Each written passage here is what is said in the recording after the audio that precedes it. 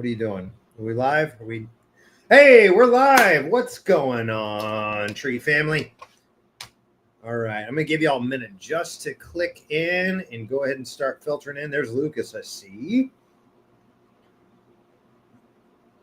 All right, you guys, this is an exciting night. You see, as you can see here on the screen, we are almost to 3,000 members. Can y'all believe it? Can y'all believe it? Like, we're just crushing this whole going live thing, whatever we're doing here, talking about trees, figuring out all y'all's tree problems. Look at this. Jake's got a crazy situation going on with his red oak. We're just going to give y'all a few minutes. Lucas is getting ready and making sure all our I's are dotted and T's are crossed. And we're going to go live. We're going to hit it hard and fast tonight, you guys, because at last I checked, it's 9/11. By the way, this is a Memorial Day. Like, think back to the last thing that you remember that day. And I bet I'd be willing to bet money that you can actually remember that. There's some deep neurology, neuropsychology about how our memories are formed. And they say, like, whenever you have a traumatic or an extreme event of some sort, that will help to solidify those neural pathways so you remember it. I can tell you exactly what I was doing. I was depressed as a kid, and I was in an institute. Let's put it that way. Don't worry. I'm not crazy, you guys. Don't worry about it. Not me. But yeah, I was dealing with some emotional traumas as a kid. And I was at a place where I didn't belong. I didn't feel it. I still don't feel that I belong there. But my parents were scared. I started saying some things. If you know me, you know I'm a little extreme. And that's why trees worked out really well for me, is because I don't know. I like living on the edge. I like doing cool things. That's why I competed climbing trees. That's why I've 23 years doing this is crazy. You look back and you're like, wow, first of all, how did I stick with it that long? And second of all, how did I make it out alive? And it turns out, I think, the grace of God is number one. I have some situations I can tell you about where I don't know how I came out of it. Number two is I always played by the rules. You see, I am happily married, y'all. And the love of my life, I want to come home to see her. And I don't think it's right to make my kids fatherless and to leave my wife a widow. So I always try to play by the rules, and I also think there's a little grace involved there. So, hey, for those of you joining us, thanks so much for being here. My name is Matt Latham. I am a board-certified master arborist and ASCA registered consulting arborist. BCMA is board-certified master arborist. There's about 600 of those guys, myself included, throughout the world. And the ASCA, where is it? There it is. ASCA is the American Society of Consulting Arborists. I'm one out of about 400 to 450 RCAs. And combined, when you have both the BCMA and the RCA, there's about 100 to 120 guys and gals throughout the world. So I put up this little website, because this little Facebook group called Ask an Arborist. That's where you're at. And essentially the mission was, hey, I do telemedicine for trees. I help people get on Zoom chats. We do digital arborist consultations. And I help them figure out their tree problems. And what I found is that frees me up to stay here and hang out with my awesome family. Ooh, my hat's on sideways. That's fun. Hang out with my awesome family and spend as much time with them. My wife and I homeschool our kids. So it's fantastic, because if I'm not driving 3 to 5 hours a day, that frees me up to do a lot of other cool things. And I think that's really important. So we threw this Facebook group out there basically to showcase essentially our business, arboristonDemand.com, and also to help good people like you, because here's the thing. Unfortunately, not a lot of people teach about trees. A lot of people teach about your succulents. A lot of people teach about your vegetables and your fruit gardens and your orchards and things like that, but nobody really teaches about those awesome, majestic oaks and ash trees and elms. Oh my, but the reality of the matter is they are such a huge part of our life, you guys. Like, people don't even realize it. Worst case scenario, if trees did nothing else, we build our houses out of them, y'all. So they're very important to us. There's a lot of research on human psychology and how trees play a role in our lives. And it turns out it's a lot more than most people realize. There are studies that basically show that depression rates go down, crime rates go down, cancer patients recover faster, ADD symptoms go down. Just trees are so good for people. And I think that's part of God's design. I think he did that on purpose. And I think it's important for us to understand, I call them our green pets, is trees are just such a huge part of our lives. And so I'm happy to be here with you guys. Thanks so much for those of you who are joining us. We're going to go through all of the great, well, not all of them, a good portion of the great questions y'all had throughout the week. Hey guys, I've checked it out. We got some really great questions we're going to go through. And we're kicking it off with Jake DeVilliers. Excuse me if I'm pronouncing your name wrong there, Jake. But you've got looks like a red oak, maybe your live oak. That looks like a live oak to me. And he's asking, is there any way to protect this oak tree? It's storm damaged and there's ants in it. Well, here's the thing about ants, Jake, is, by the way, for those of you that haven't been a part of this, we do, Lucas is here. He's in my ear, keeping me straight, making sure I don't say stupid things and disrupt the Facebook arbosphere, if you will. Yeah, and mess up the YouTube algorithm. And he's keeping me honest, but he does something really cool for you guys. Every time we talk about your trees, he's going to go ahead and tag you in the post. And that way you can know exactly where to go in this video to find out about your trees and the answers that we come up with. Sometimes they're right. Sometimes they're righter. The goal is we want to make sure that you get the best solid advice backed by science and some idiot like me that pretends to know what he's doing. So let's take a look at it, Jake. You've got a live oak, I believe. First of all, go to Ace Hardware, True Value Hardware, and get some home defense for wood destroying pests and mix it about one. No, don't follow that advice. There's no borers in here. There's no reason you should do that. Sorry, Irvin, nothing personal, but I think that's not good advice. Ants. The thing about ants. Okay, y'all, this is public service announcement because we're going right into it. Ants don't hurt trees. There's only one critter that looks like an ant. It's not an ant that will actually eat the living tissue on a tree, and that is the Formosan termite. Regular termites won't do that because they don't have the enzymes to break down the living tissue. Formosans are the only ones that can and will chew on the living tissue and actually cause harm. Other than that, if you've got ants in your tree, here's what that means. That means you've got ants in your tree. Now, here's the thing is the ants, because they're not going to go after the living tissue, all they're going to go after is the unalived tissue, the already decaying tissue. So as an arborist, as a professional, I will actually use ants as a nice little guide. I'll follow them to where the decay is, and I'll be sitting there. I'll just take a magnifying glass and I'll just be watching the ants crawl into the tree. And then I'll start tapping on the tree with a sounding mallet or whatever, trying to find that decay. So, Jake, you've got ants, not a huge deal. You've definitely got some decay in there. But here's the thing, y'all. I want to make this very, very, very... What's up, Christine? I'll make this clear here in just a second. I want to say hi to Christine. Hey, thanks so much for being here, Christine. We were razzing on you last week. No, that was Tuesday, wasn't it, Lucas? That was Tuesday. Yeah, we were rousing on you, just chalking you up. And I don't even know if you were here hanging out with us, but like, we really do appreciate all you do. You've been a wonderful resource, and man, I'm just excited to have you here. So welcome. Great to have you. Now, we were talking about Jake's tree though. What was I going to say? Yeah, ants are a great sign that you've got some form of decay, but it doesn't mean that your tree is gone. So I would not actually treat them. I would not treat the ants. I would actually leave that alone. If you want to go to get some Amdro or something and sprinkle. Yeah, great to have you as always, Christine.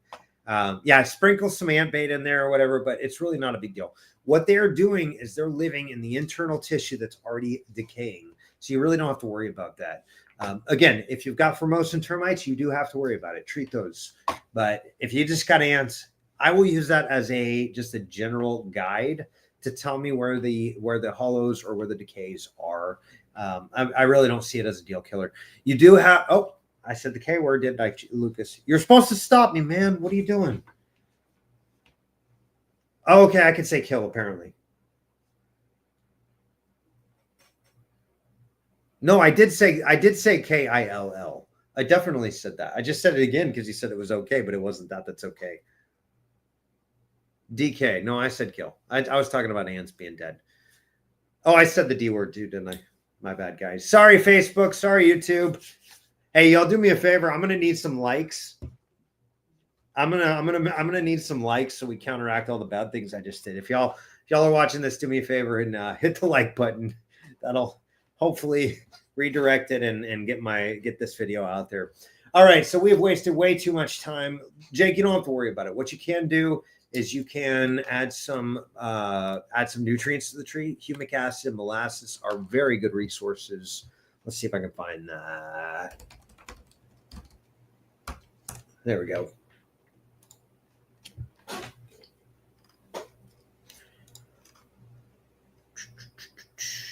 Yeah, we're gonna grab this link and not there. Yeah, Christine, this is wild. I don't know if you're still hanging out with us, but we're like at almost 2,800 people as members. We got other people on here too, but I attribute some of that at least to you, is you've been great at keeping things organized and making sure to give good, solid advice, and we really just appreciate you being here. Yeah, 2762. That's pretty unreal. As for a stupid little group that we just thought, hey, let's throw it out there and see what happens. And here we are, almost 3,000 later. So thank you guys so much again for being a part of this group. All right, let's go back here. And yeah, I would let it, yeah, whatever happens. Oh my goodness, I gotta address this. I had this problem once. Arborist said moisture was a problem, keep it out. I disagree wholeheartedly. So I used expanding foam in a can and painted it. Lasted 4 years before the tree outgrew the foam, shaved it back, and added new foam. That's 7 years back. It kept moisture out, which causes rot. Actually, I bet I know what Michael's going to say here. So many teaching arborists say not to do that, but I tend to agree with that. Your experience has merit. I often find a decade later that my hunch is now scientifically correct. COVID vaccine included.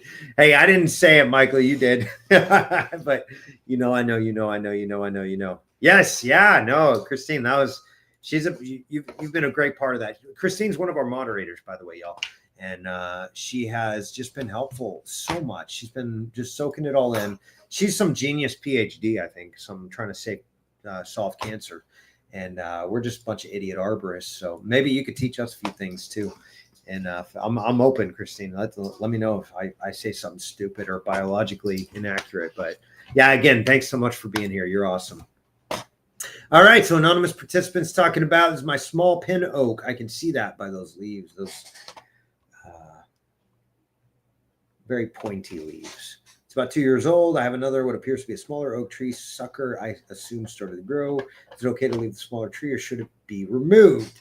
I definitely don't want to do anything now that the weather is turning colder. Well, for you, it's freaking 91 today, I think. I don't even know. Yeah, where are you at? I don't know. Yeah, so super genius, right? Okay, so a couple things, anonymous. You've got your root flares are terribly buried. This tree was planted all sorts of wrong. So let me go ahead. I'm going to go and blow up the big screen here because this is really important. This is whenever we talk about trees, we want to talk about planting. That's the foundation. That's the bare minimum. That's where we start. By the way, what do y'all think of this? Cool. I got my cool Arborist on man patch on my hat. My other genius, my bride is she made all that. So she is love of my life and just blows my mind on some of the cool stuff she comes out. That was my birthday gift, I think, last year.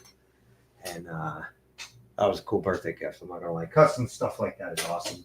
All right, so planting trees. You've got a tree. It's got like a little stick, and then you've got a planting container. Sometimes they come in ball and burlap. It's gonna look a little more like that. And it may have some wires across it or whatever. But either way, you're going to get a tree that comes in a container from the nursery. Now, when you get that tree that comes in a container from the nursery, it's going to be basically done wrong. Not always. I have had a few experiences with some of the nurseries that I've dealt with in the past that do just fine. 9 times out of 10, though, nurseries are not good at what they do. I'm just throwing that out there. By the way, arborists 9 times out of 10 are not good at what they do.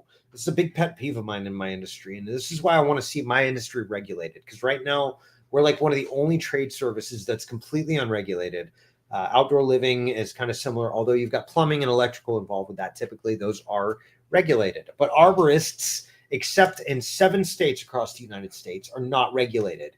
Here's what happens with that is my friends all often, not all of them, I know some top-notch, really good arborists that we have a plan that we're going to do this the rest of our lives. We're going to talk about trees and consult and all that, and we're not going to wind up unalived.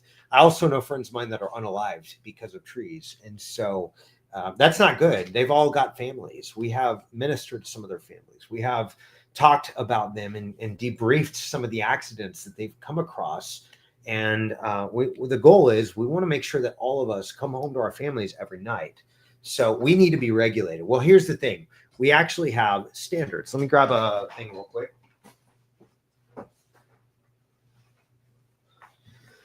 This is a book. This is the first time they codified all of the ANSI standards in one nice, neat, clean format. Well, it turns out there's a lot of smart people out there that have figured out how trees function best. And what they've done, they basically put this into teamed up with the American National Standards Institute. They're the guys that come up with the rules that OSHA enforces. And so we have these now, not technically enforceable, suable, litigational. Yes, absolutely. If companies don't follow these when they're dealing with trees, well, these are the industry standards. These are what we all know and go by. And so, but unfortunately, that's not, it's not legalized. So here's one of the things with planting that is a really big caveat. All that to say, by the way, all that to say, Anonymous, here's what we've got. There are actual standards on how to plant a tree properly. Here are 2 things that I see in your picture that are wrong right off the bat. And then some other speculations maybe that I'll have. So one of the ANSI A300 standards is the planting container needs to be 2 to 3 times the width of the planting ball. So if you've got a root ball that is 12 inches in diameter from one side to another, you need to go 12 inches to the right and 12 inches to the left. And then you need to drop the tree in. All that debris you're going to take out of the planting hole. You're going to break it up with a shovel. Let's see if I can draw a shovel. Ha! That's a stupid shovel. It's a terrible shovel. Y'all get the point, though. How many times have I used this shovel? I can't even draw it or see what it looks like. So you're going to take a shovel and you're going to break that dirt that you just removed out of that planting container. And then, oops, that's actually inaccurate, too. Here I am. Highest credential in the ISA, highest credential in the American Society of Consulting Arborists. I don't know how deep to plant the tree. You want to go basically undisturbed soil at the very bottom of it. Do not mess with it, because what happens if you mess with it, that will disrupt the water movement in the soil. You want it to be flat. You also don't want the tree to settle and sink down further. So you want to leave this largely untampered with. If you have accidentally tampered with it, very simply, stomp the daylights out of it. Just smush it back down to where it was-ish. I know that's not an exact science, but get it flat.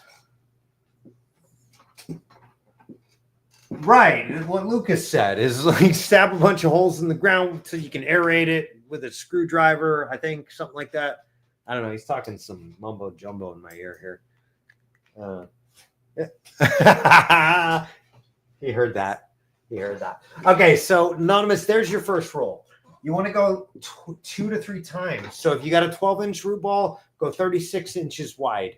Play it safe. If you've got a super compacted clay soil, you might want to go even further, maybe up to, I've told clients up to 3 times or up to 9 times. So if you got a 12-inch root ball, that's 9 feet this way. Oh, man. Or 4.5 feet that way. 4.5 feet that way. That actually is going to allow the roots to get in and to get established before they get to that super compacted edge of the planting container where the soil is undisturbed. Very important. Here's the other thing, Anonymous, is that I see wrong with this, is you've got your root flares are buried. So one of the most important things that you could do is make sure that the root flares are exposed. Now, if I look at ANSI Z60.1 standards, it actually, those are, by the way, let me get this too. This is crazy. Oh. Just crazy. So these are nursery standards. These are essentially how to, oh, that's Z33, Z133. Those are not nursery standards. Sorry, no, these are safety standards. These are tree care safety standards. So there's practical standards. We got A300, ANSI A300. And you can see here, by the way, ANSI and Tree Care Industry Association. TCIA is another really good one. Look for guys with credentials like that. But here's the other one is ANSI Z60.1. See it there? I don't know if you can see that or not. So these are nursery stock standards. These are essentially tell nurserymen how to grow trees properly. More than just trees, like plants, shrubs, flowers, whatever. Doesn't matter. But there are specific sections. Well, one of those sections is at the nursery, they have to grow it with a flippin' root flare. But you know how many of them do? Not as many as I'd like to see. Another reason I want to see reform, I want to see legislation and actually litigate what we need to be doing in the standards that we need to follow as an industry. So there's my bunny trail for the night. But Anonymous, here's your other problem. You got this tree planted way too deep. You've got all this mulch. Let's see if I can find some brown for mulch. You got all this mulch piled right up against the root flares there. You got to get that exposed. What you're looking for is you want that transitionary tissue that goes from trunk to root. And you want it to be at least 45 degrees, give or take. Now, here's the thing, though, Anonymous, is you've got a natural living organism. So it's not going to be the same. It's not going to be perfect for everyone. But you definitely want to see those root flares, and you want to see them big and bold and proud. That's going to be really important. If you haven't, I think Christine might have given you the link to it, but I've got a video out there. Let's see. Christine, are you still with us? Did you do that or no? No, not yet. That's okay. I got this. I'm a big boy. I know how to do things.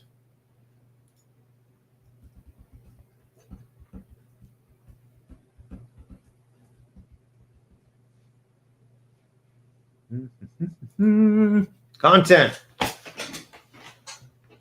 Okay, here we go. This is just one cool little trick. Basically, it's called oh, that's cool. We got about 100 more since the last time I looked at it.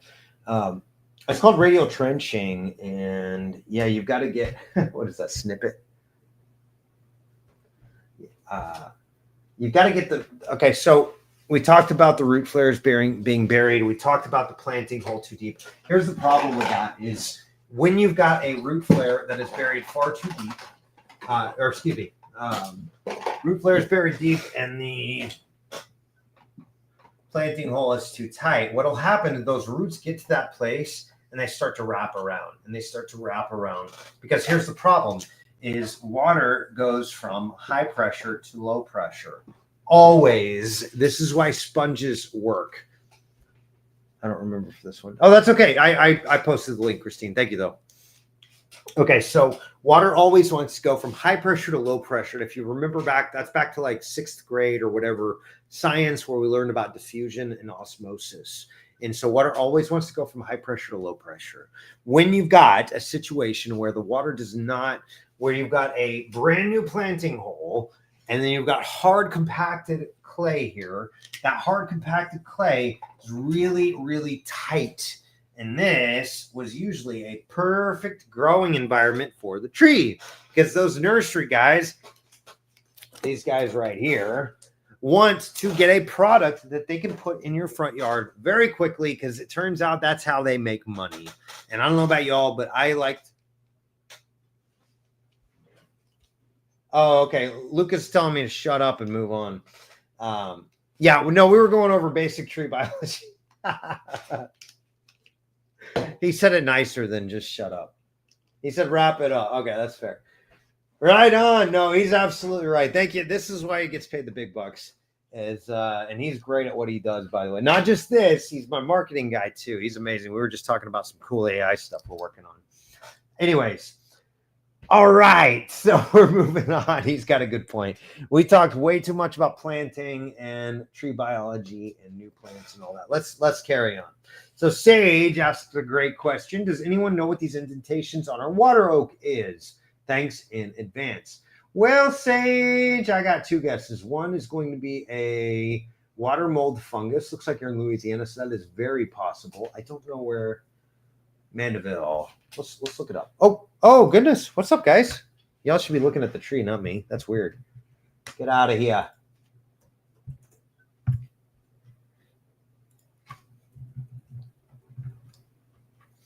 Mandeville, Louisiana. Okay, coastal town. That's what I needed to know. Yep. Okay, so opposite side of the. There we go. Yeah. Punch train. Not quite a coastal town, but sort of. You're on the north side. Actually, that's funny because I've got a client right down the street from you, and we were talking about construction plans for her new house. She's very interested in preserving the trees. Okay, so Sage, here's what I think. Yeah. Okay, I think Jerry's got it. That was going to be my first guess. I think you've got guys that use climbing spikes to climb this tree, and those are going to be basically permanent wounds that the tree is going to have to deal with. Now, you can speed up the process and give them a little extra resources. That's not a bad thing, but you don't have to. Honestly, the main thing is keep the tree healthy and thriving. And the tree's got the defense mechanisms to take care of that wound. It's going to take a little extra. TGR for healing the crap. Crap. I said crap. I meant crack, you guys. Get your minds out of the gutter. Yes, TGR. What Richard is in reference to is TGR is an acronym. It stands for Tree Growth Regulator. And one of my favorite ones is paclobutrazole. It is essentially it shuts down the hormone that causes the tree to grow in diameter, grow in branch elongation rather. And what that does is allows the tree to reallocate those sources towards healing, sealing, increased immune functions, there's actually a lot of studies showing that it increases root mass volume, the amount of roots that you're, specifically the absorbing roots, the ones you want. Well, for the health anyways, you want the big ones for structure, of course, too. But essentially what he's talking about is TGR. That's something we can actually help you with. We're not too far from you. You're about 3 or 4 hours away. So it'd have to be worth it for us. But that's an option that we can help, or reach out to us and we can help get you in contact with somebody out there too.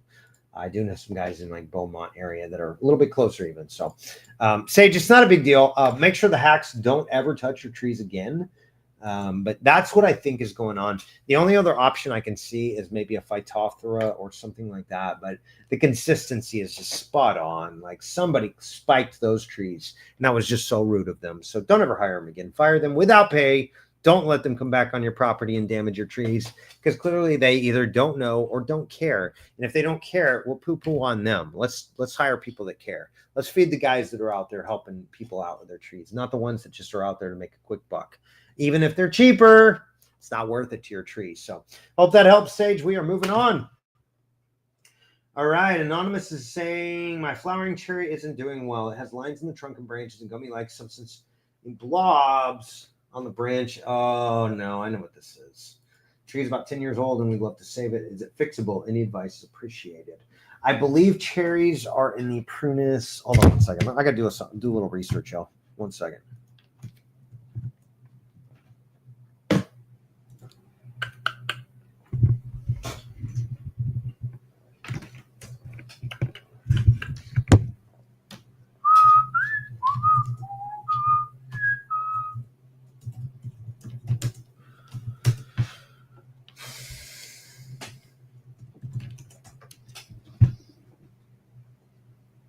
Yeah, that's what I thought. Okay, so Erwinia millivora is what I think is going on with your tree. It's called fire blight. And essentially, the reason we call it fire blight is because those branches looks like a flame got to them. Erwinia millivora it's a bacterial disease. Now, here's the thing: is you've got a very young pear tree, so I'm wondering if it's worth it to try to fight this. If you do, it is very possible. I actually have some apple trees that are under my care that I'm treating currently. Now, here's the problem. Okay, so I can't really say that with 100% certainty, because all of the research from all of the universities say once you get fire blight, the tree's gone essentially. But I've got Bradford pears. I've got aristocrat pears. I've got Bartlett pears. I've got apples of varying, I've like six different varieties that I can think of. Anna, John of Gold, a handful of them that are actually doing really well. And Prunus pear, or excuse me, cherry is in that family of tree species that the Erwinia mellifera can and will attack. So the question you have to ask yourself is, how much are you willing to spend to take care of this with the full knowledge that you cannot get rid of it? You are going to have to be fighting this off most of the life of this tree. So just please understand that is you're not going to ever get rid of it. So here's the thing though, is you and I, by the way, anonymous, whatever your name is, anonymous, we have staph infection, which does indeed unalive people. I had a staph infection on my elbow. It swelled up like a grapefruit. And it turns out, backtrack about 10 years prior, I got Lyme disease. My immune system is just shut down. Excuse me, it's not shut down. It's way overactive. And so what happens is my body's so busy doing other things that it forgets to actually take care of the little things like staph infection. Well, think of Erwinia mellifera as staph. Your tree's always going to have it. As long as your tree is stressed, then it's going to have trouble fighting that off. Now, I did post to you a couple of different products here. This is Microlife Liquid Humates Plus and Microlife Liquid AF. Now, the AF is get your mind out of the gutter. It's not what you think. That stands for antifungal. And it's really, really cool product because it uses bacteria to attack bacteria and fungus. And you can see here, there's a whole list of them. There's actually like 12 or 14 different, it might be 21, I can't remember, different bacteria strains that are essentially, all of them are designed to create a healthy bioculture. And I actually have been treating several apple trees very successfully, and we have not had to remove big limbs. However, essentially, you need to prune every single one of these unalived, thank you, Facebook algorithms, unalived limbs back at least 12 inches beyond where you actually see that damage to the tree. And oh yeah, you got root flares buried. Hey, thank you so much, Christine. That's a really good point. So Christine actually pointed this out. That's a very good point. Buried root flares, that is also going to put a strain on the tree. So as long as those root flares are buried, you're going to have a problem. Now, it looks like you may actually have some borers there as well. That could be a fungal pathogen also, but spot on, Christine. Great eye. Yeah, you've got a whole host of problems going on here. So I'm going to leave you these resources. If you choose to go down that route, I would love to be a part of that journey with you.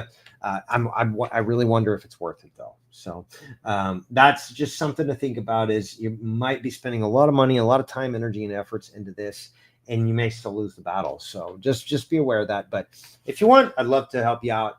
Feel free to hit me up on arboristondemand.com, and we'll set up a time to chat and take a look at it a little closer and figure out exactly what you need to do to make sure that it is healthy and thriving.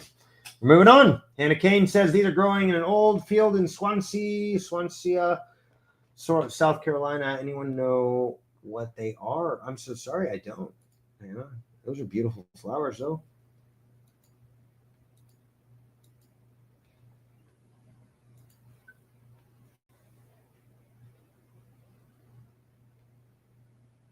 Yeah. Hold on, let me ask the robots. Lucas is going to try his robot, and I'm going to try my robot. We've both been teaching our little robot buddies.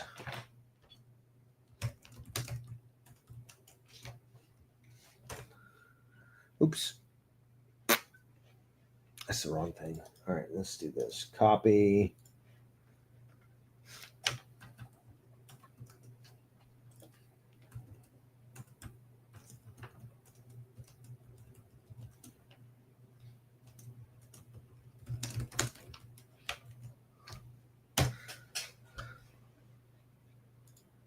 Showy rattle box.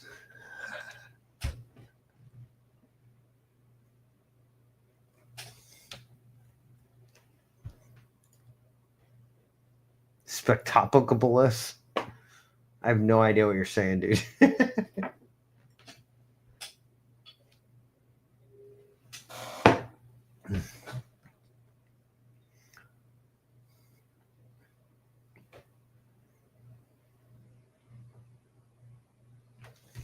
All right, say that louder. So I'm putting my earbud up to the microphone.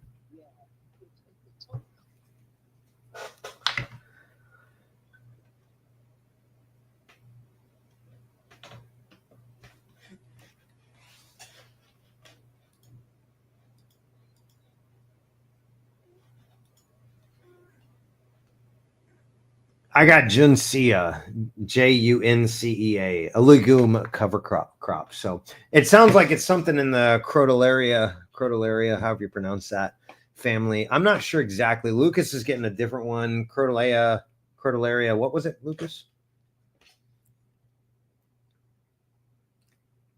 Spectabilis, something like that. It's a legume, Hannah. In answer to your question, obviously we're tree guys. We don't know a lot of these. It turns out there's about 27,000 different trees, and at least another 100,000 variations thereof within those 27,000 different trees. So at least 4 per species. So yeah, plants. There's even significantly more. I'm not sure. What I'm showing and what Lucas is showing in this is in the crotalaria family, Crotalaria. Now, specific epithet, that's a great question. But, you know, there's, yeah, this is an arborist group. Michael's right. Not a tree, really, not a tree. Arborist is trees, horticulture, stuff like this. Try Grok AI, app zoom in closer and prompted with your area. Let's see what it says. I don't even know. It's too small, man. I can't see that.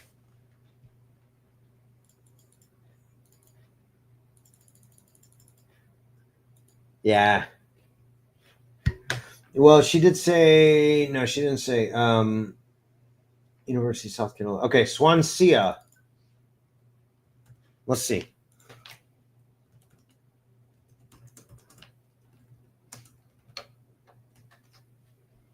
Swansea, South Carolina. I don't even know. Swansea. How do you pronounce that, Hannah? Yeah, Michael's right. I shouldn't even be wasting time spending time doing this, but you know, we're committed at this point. Looks like sun hemp. Crotalaria junkia.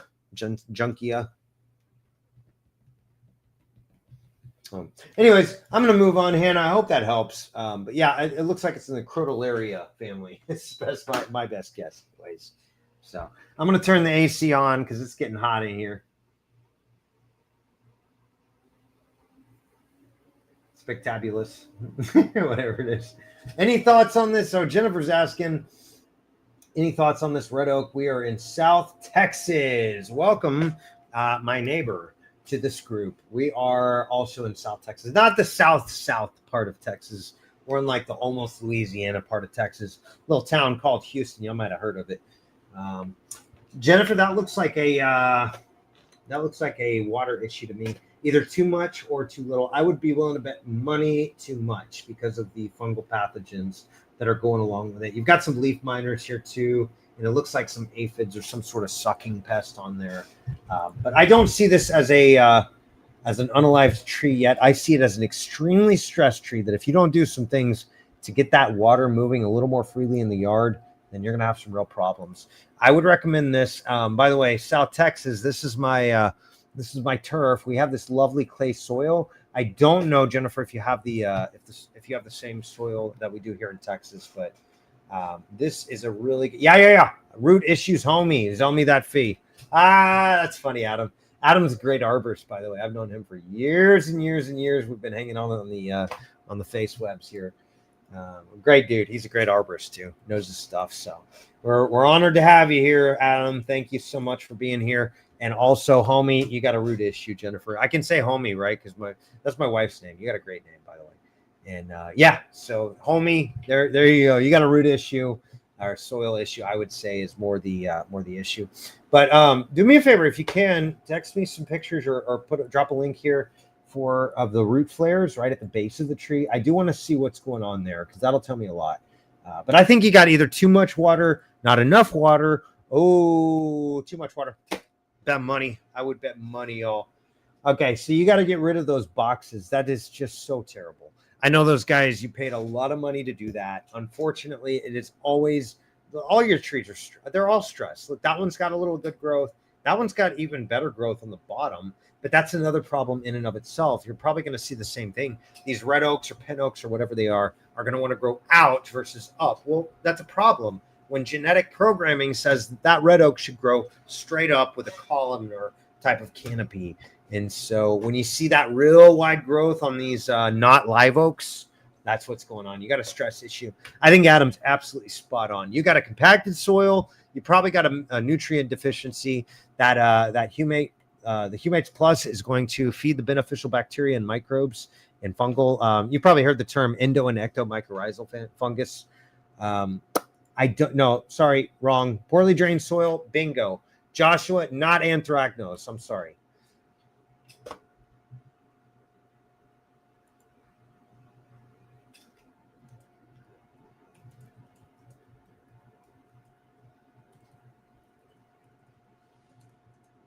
Okay, so what was that question again, Lucas? Lucas asked a great question.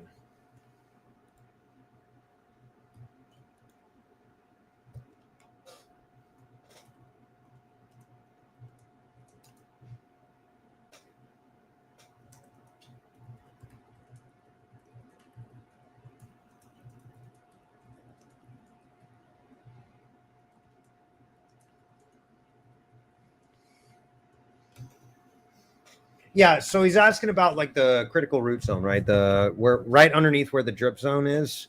I think that's what you're asking, right? Yes. Yeah, so okay, so this is a common misnomer. Everybody says, well, you gotta create this perfect environment up to the drip line. Well, here's the thing, guys. The drip line, by the way, is that imaginary line. If you draw a line from where the edge of the canopy is, this imaginary line. Why is my video not? A row. Ha.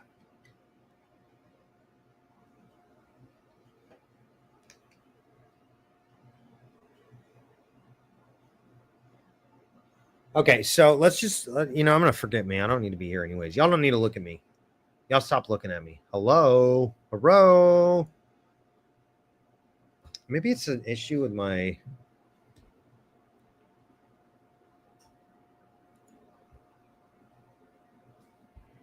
Yeah.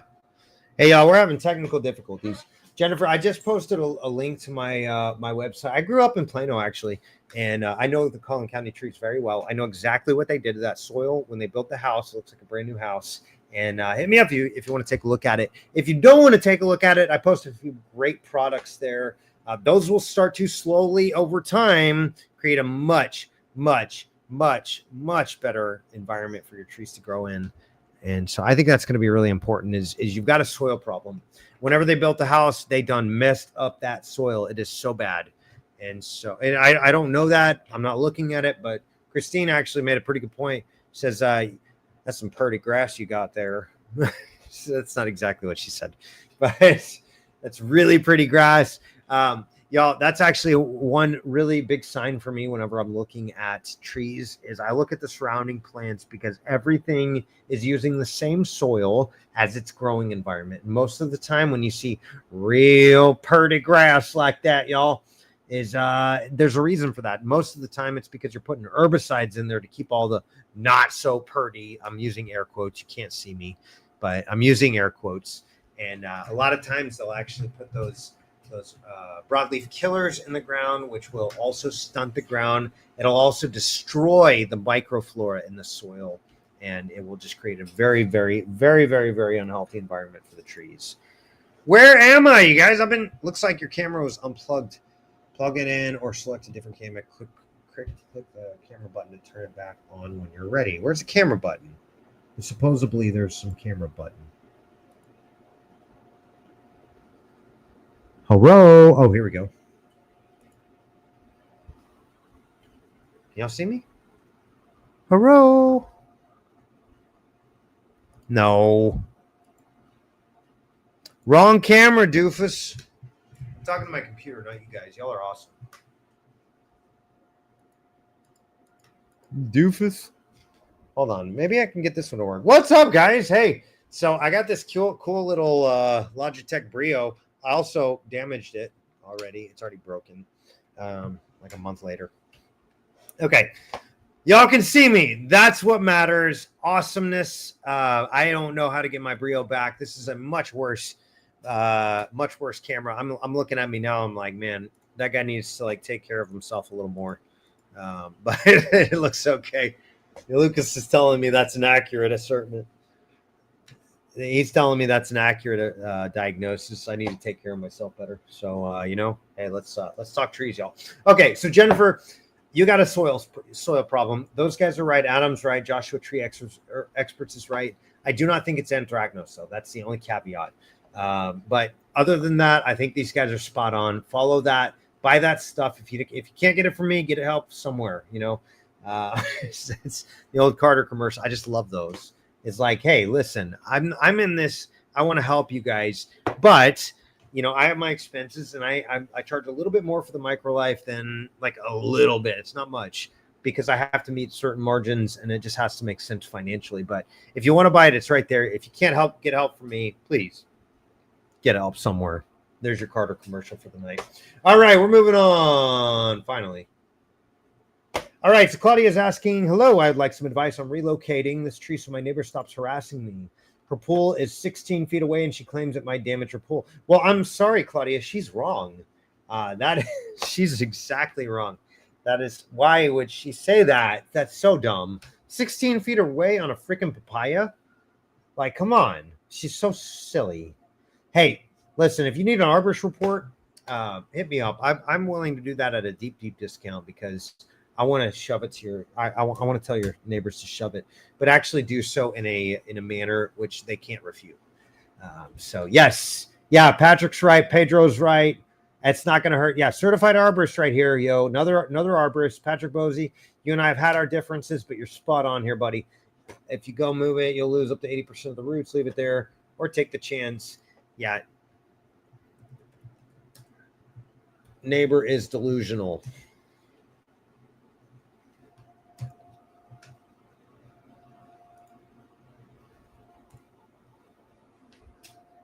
Did y'all know on Windows, if you push the Windows key and then hit the period, it brings up this cool little, you can actually add your own you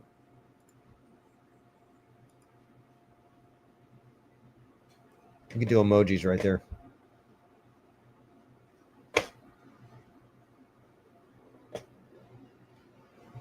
Oh, cool. Lucas sent me a, hey, can we pull that up and look at it right now?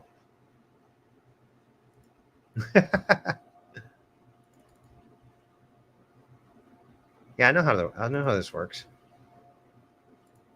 All right, I'll check this out. So I share actually my entire screen. So whatever I put on that screen, y'all get to see. So y'all don't copy my social security and all that, please. I don't want to be compromised like that. All right, so Lucas had this robot make some cool AI for us. Let's check it out. What we got? Wow, that's like the creepiest me I've ever seen. That's so creepy.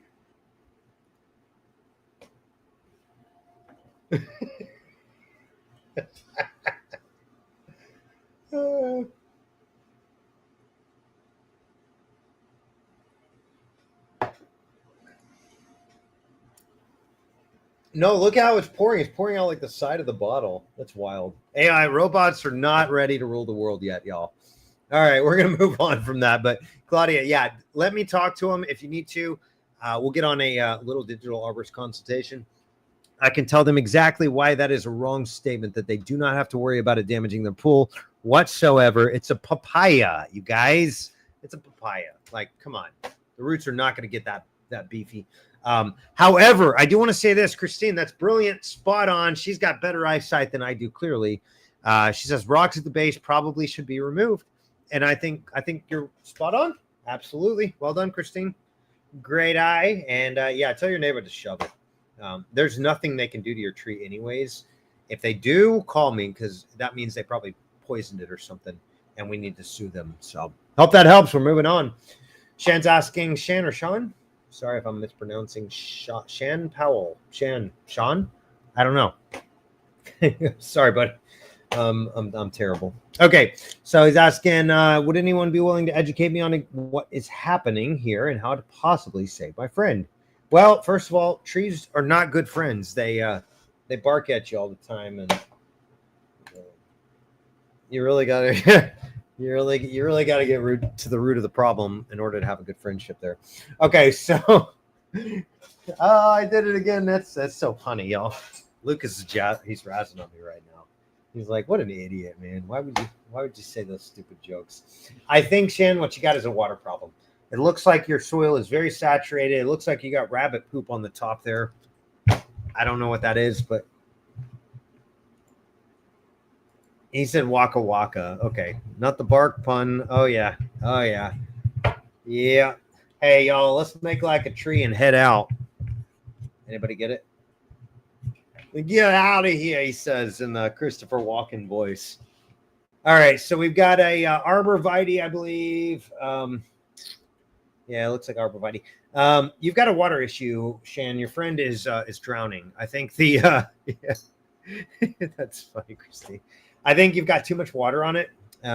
It looks like it needs to drain a little bit more. Let it dry out. The thing that most people get wrong with plants, with trees rather, is they think that they're your common house plants. They think they need to be irrigated every day without fail or else, but they don't. No, they actually prefer an aerobic condition in the soil, and that means that you have to allow the soil to dry out so that there is that aerobe or air that gets into the soil. It also looks like you got a really dense soil on top there, so you might have a hydrophobic condition. So you might have twofold. You might have too much water and too little drainage all in one go. So I would just give it like 2 or 3 days between each irrigation cycle. Do me a favor, take a long screwdriver. Check this out, screwdriver. It's in a pot, Lucas says, and that's a really good point. Yeah, that's a great question too, actually. So Lucas brings up a really good point. He's like, "What? How long has it been in there?" That's my next question, Shen. Is that's a great question, by the way. Is how long has it been in there? It may have. Is it also stress sharing a pot with those other plants? Generally, no. Those guys are pretty small. They're not going to take up a lot of nutrients. The tree roots are going to outpower it by far. So I'm not too worried about those little tiny plants. They can compete for nutrients a little bit, but it shouldn't be so big a deal that you're actually seeing these problems. But Shen, check out that website. Check out that video. That's going to give you the screwdriver test. What you want to do is allow your soil to dry out and before you re-irrigate. Another thing too is this might help a lot. I don't think you need any microbes because it looks like you got a very hydrophobic condition on the soil top there, and that usually indicates a really, really healthy mycorrhizal culture there. So I think you got too much water. It looks like you're watering those flowers, and you need to be watering for the tree and not the flowers. Make sure if the flower is unalive, that's fine, but don't unalive your friend there, Shan. Let him breathe. Hope that helps, buddy. Moving on. How are we looking on time tonight, Lucas? We're doing terrible, aren't we? We're 52 minutes in.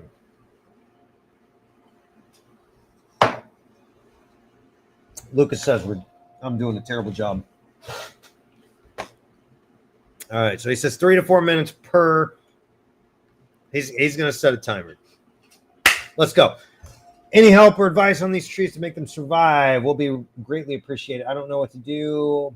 Orange, second is persimmon, 5th and 6th is plum, 7 through 8 are cherries, 9 to 10 is olive, 11 is 9 through 10 is apple, 11 through is olive, 2 figs, and an avocado, cold hardy. This is what I get for trying to rush through this. Now I'm getting all like can't talk. That one, you want to do the scratch test on it. Scratch the underside of the bark and see if it's alive. I don't think that's alive, honestly. And I'm not seeing your number system here, but I know plants. So let's go through them. Persimmons are doing okay. Cherry? Is that cherry tree? Bing cherry. Where you at, man? I don't know. Bing cherry. I mean, it depends where you're at. Those bing cherries need a really, really good drainage, so they prefer a sandy soil. And I don't see that. I don't see a bad soil, but you've got all the root flares are buried. That's going to be important. The Lucas, if you could tag her individually because she's got a different name. There's your apple tree. Oh man, they pruned this so harshly. Yeah, it's Anna. Can you see it there, Lucas?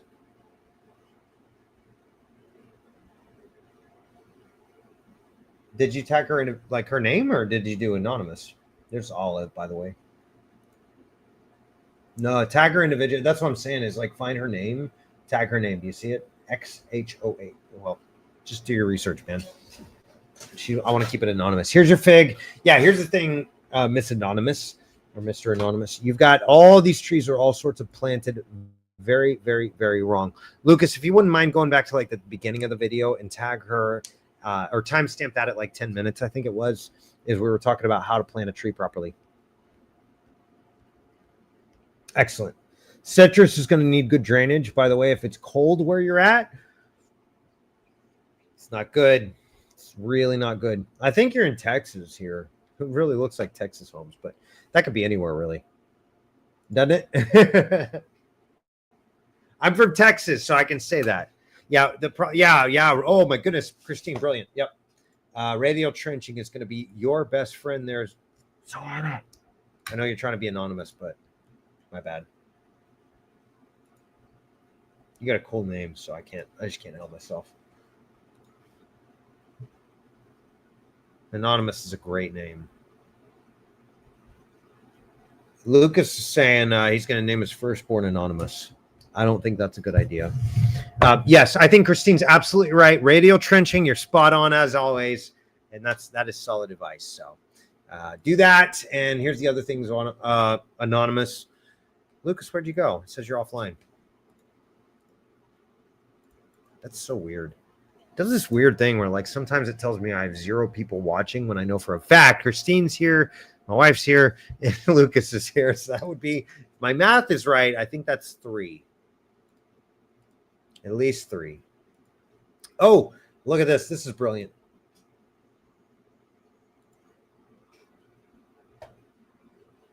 Oh, that's why. Okay. Here's another thing I think that'll go a long ways there, Miss Anonymous, is this is Microlife Ocean Harvest. There's another really cool one too. It's called Maxima Blues. Ocean Harvest. There you are. All right, we're way past 3 minutes, which I made a promise to myself and not y'all to do that. I think you've got planting issues. I think these trees were planted all sorts of wrong. You need to do the radial trenching on them, and you need to do the oh, look at me. I'm a top contributor. That's cool. I have 1,500 points. That's cool. Look at me.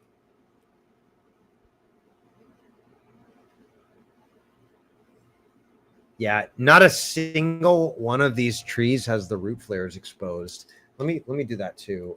Root flare.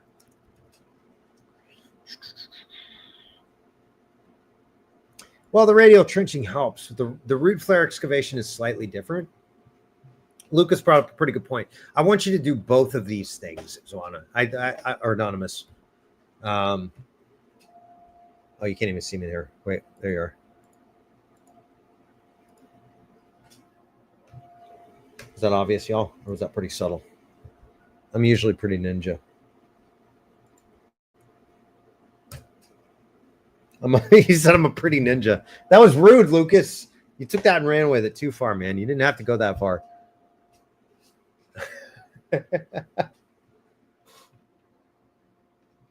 All right, so Caitlin is asking, let's see, where you at? I don't know.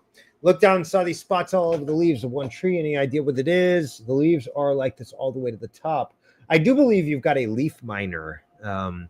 Miner, like not like a kid, like miner, like he's digging for stuff. Leaf miners are these little itty bitty tiny little bugs. They actually go inside, in between the cells of the leaf, and what they do is they chew all that yummy, delicious leaf tissue, and they eat it.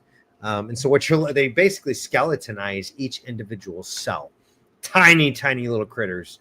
Not a huge deal. The main thing you want to do is you want to increase the health and vitality of the tree. And believe it or not, you'll never hear me say this again. I want you to rake the leaves, Caitlin. I want you to rake the leaves. I know that's like blasphemy. You got a beautiful forested area over there that normally is going to feed all the beneficials, but this time you got eggs, you got bugs that are laying eggs, and those eggs will overwinter. I want you to rake those up, put them in a bag, let the city carry them off, or get rid of them somehow, or burn them, or whatever. I don't care. But the thing, you want to quarantine those leaves. That's a great word, Lucas. Quarantine them. You want to quarantine them, put them in a place, get them out of there, because all of those are going to make, all those eggs are going to hatch in the springtime. You're going to have the same problem again. So get rid of them. This is not a big deal. Yeah, 28 to 24 to 48 hours of incubation. So what you want is to do that at the dump yard. You don't want them to do that in your backyard. You want them to do it at the dump yard. That way you're isolating all those critters. You know, that there's a very small possibility I'm wrong, and that could be a scale type insect. Either way, the treatment is the same. So hope that helps, Caitlin. We are moving on.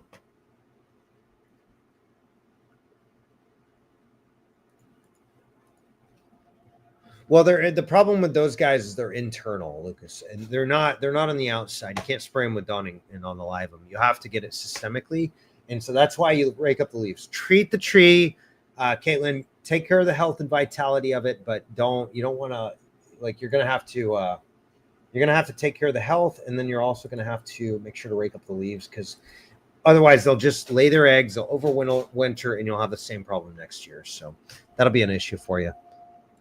All right, Francis Emily, tree number 2. This one I believe is a maple, and its canopy is thinning at the top and edges. I had a layer of mulch I removed and found this large dome of feeder roots. Look at that mess. Good call, Francis. Well done. I did find one large rotted root wrapped around a portion of the trunk. Get rid of it. Well done. Awesome. I love it. Should I try leveling out the mound and place new topsoil, or just cover the feeder roots and leave the trunk open to air? Try in advance for... Thank you in advance. Not try. Thank you in advance for any advice. Okay, great question, and I love it. Richard, you and I are of the same spirit, I think. It's like, I love that. Yes. So here, I agree with him. I think what he's saying is watch the tree health. Listen to the tree. So I believe that leaving the mounded roots, soil, and roots under the lower trunk will increase the likelihood of an early decline. It needs to be free of dirt.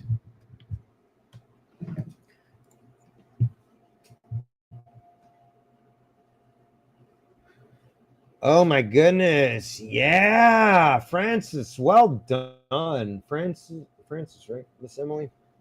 Oh, that's beautiful.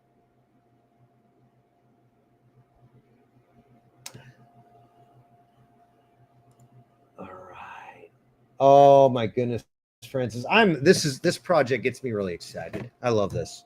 I know that's like weird, but you're like, what a weirdo. Okay, so you are spot on, Francis, and I'm so glad you're catching this problem before it becomes a big problem. Here's what you need to do. All right, check this out. So every tree needs to have its root flares exposed. If it doesn't, you're going to have exactly what you're experiencing now, which is they did the mulch volcano thing. So the mulch, my brown, is volcanoed up to like here, is what I'm seeing on your yard. What you've done is you've taken away most of that problem, which is brilliant. You are spot on. That is exactly what I want to see. Y'all, take notes from Francis, like right away. She's doing it right. This is brilliant. So what you want to actually expose these root flares right at the very base of the tree. So keep going. Get rid of that mulch. Get rid of that dirt. Your tree does appear to be in very good health, relatively speaking. So yes, Christine's absolutely spot on. Buried too deep. Oh yeah, it's a mess. But there is hope. What I want you to do, all of those big ones, leave them alone. Take pictures and email them to me at Matt Latham. Yeah, right, Christine. This is what tree guys dream of when we lay awake late at night. Yes, I agree. Guy is saying leave that root because it has taken advantage of that situation. Your tree is in bad shape right now, Francis. That's okay though, because we're gonna get you there. We're gonna take care of this problem. It's gonna take you 3 years. I do not want you to do it sooner than that. It's gonna take you 3 years to get these roots to the same. Yeah, I think that's important. Like give people realistic expectations, because here's the thing. You're going to take that first layer of those top roots. You're going to remove only the fibrous ones, the ones that came up for air, Do not remove the big roots. Not right now. You'll do a little bit of that in the winter, maybe next winter. Not right now. And actually, go ahead and wait till winter too to do all this, because this is going to stress your tree out a little bit. But we're going for the ultimate goal here. Here's the thing: if I was born with a tourniquet on my arm, and I grew up, and the tourniquet cut into my arm, I have to get rid of that tourniquet. Otherwise, it's going to remove and unalive my arm. But I grew up like that. There's some serious damage that my body is accustomed to, has gotten accustomed to, has grown around, and your tree's going to do the exact same thing. So what we need to do is we need to take a little bit of the pressure off now, a little bit next winter, and then a little bit in the following winter. And then in the meantime, I want you to use these two different products here. MicroLife Humates Plus is going to create a perfect breeding ground for all the beneficial endo and ectomycorrhizal fungus. And then, yes, I love that. Remove that girdling root first. Francis, don't ignore this video. I know we're talking a lot, but this is important. This is so cool. And I would love to be a part of this journey with you, because this is like the kind of stuff I just get excited about when I go to work in the mornings, is doing this kind of stuff, because you're doing the right thing. All right, so you want to do that stuff, and then you want to do this too.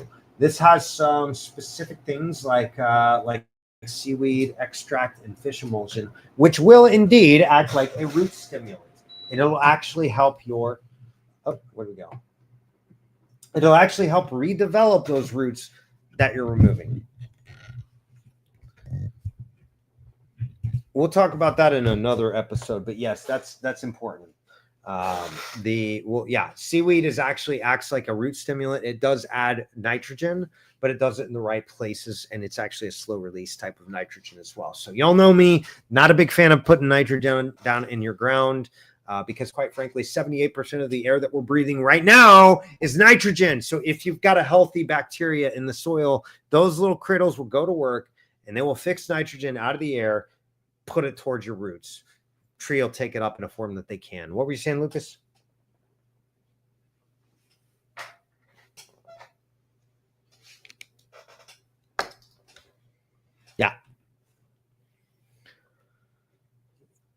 Yeah, he's talking about slow release nitrogen versus quick release nitrogen. The quick release mostly are salt based. Sometimes they are, like bone meal can have some pretty quick release properties, and even seaweed extract can, and pea protein, soy protein. Rather, there's some extracts that you can get nitrogen from peas and from not like peas, like peas, like the legumes, and actually from soy as well. They make some soy-based products. I think that's stupid, y'all. 78%. Breathe in. What does nitrogen smell like? We will never know, because we do it every day, all day, every day. That's not good. All right. So Francis, yes, I would love to be a part of this journey with you. I would, again, I'll give you a discount for if we set up a digital arborist consultation. But here's a couple great products. If you choose not to, use those, and slowly over time reduce that until you see those big, giant, beautiful root flares. What I'm looking for is probably about 8 inches below where you're at, and that's going to be really important there. So 8 to 12 inches. Yeah. So what you've got to do, you've got to remove all of that dirt here until you get those root flares. That's really important.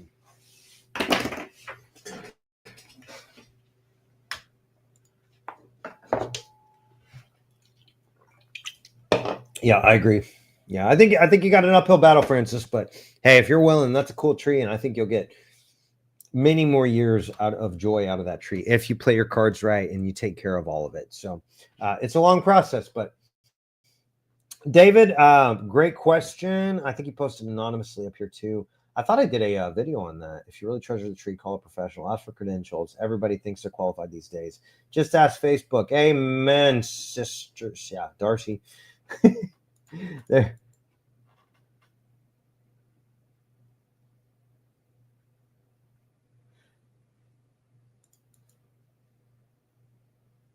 Oh, nuts.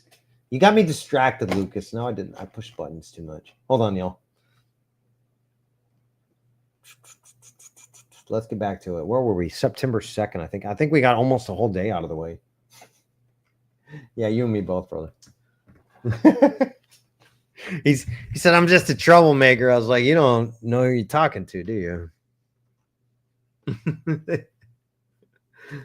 Okay, we're going down and we're going and we're still going. Y'all are shut up. I don't want to hear it. He's saying, hey, no worries, Christine. Thanks so much for being here.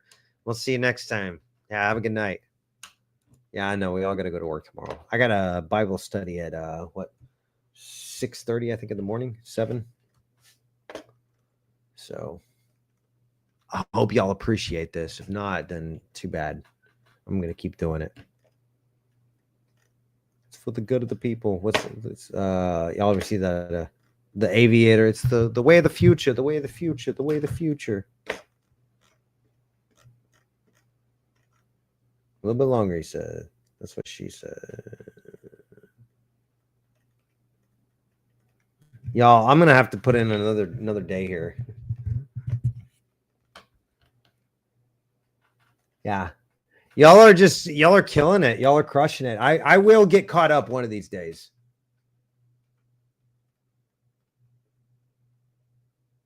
No, we'll catch up. I promise.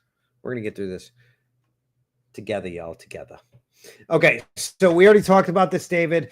Compacted soil. I see that trailer there. Man, that's so bad. You got to get that trailer away from there. Michael's right. You got a post oak.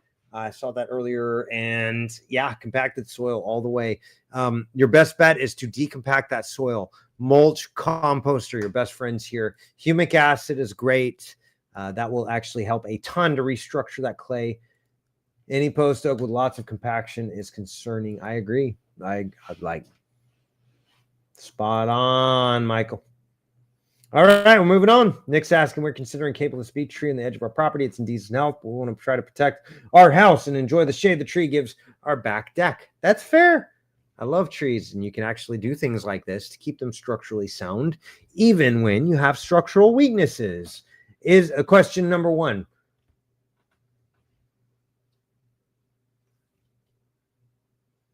Oh, we talked about this actually. I think I did a little video, didn't I?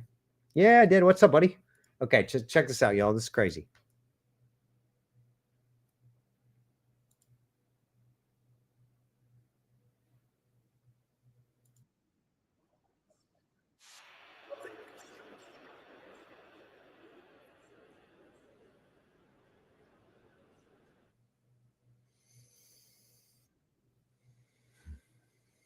No, we're on, yeah, Nick Downing now. We've moved on, man. Where you at? I'm gonna sit back and let this handsome young fellow. Is that coming through all right?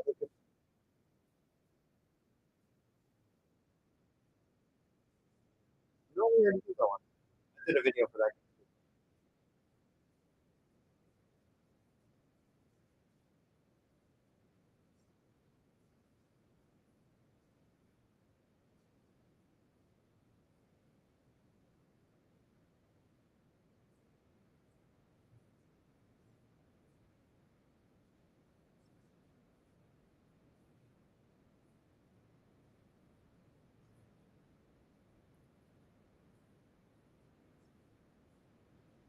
That would be static, by the way.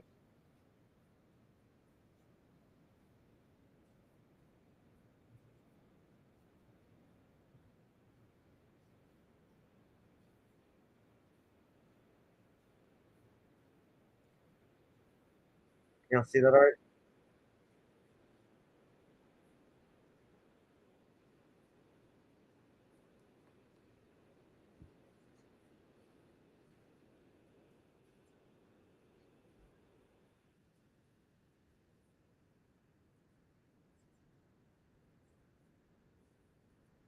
Hey, beautiful.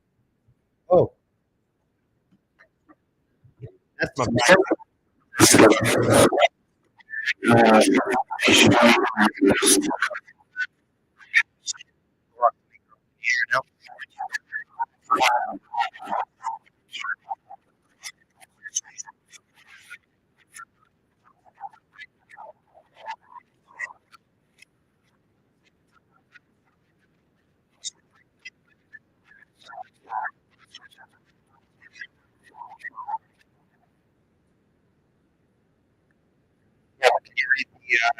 the drawing blank on words at the bottom.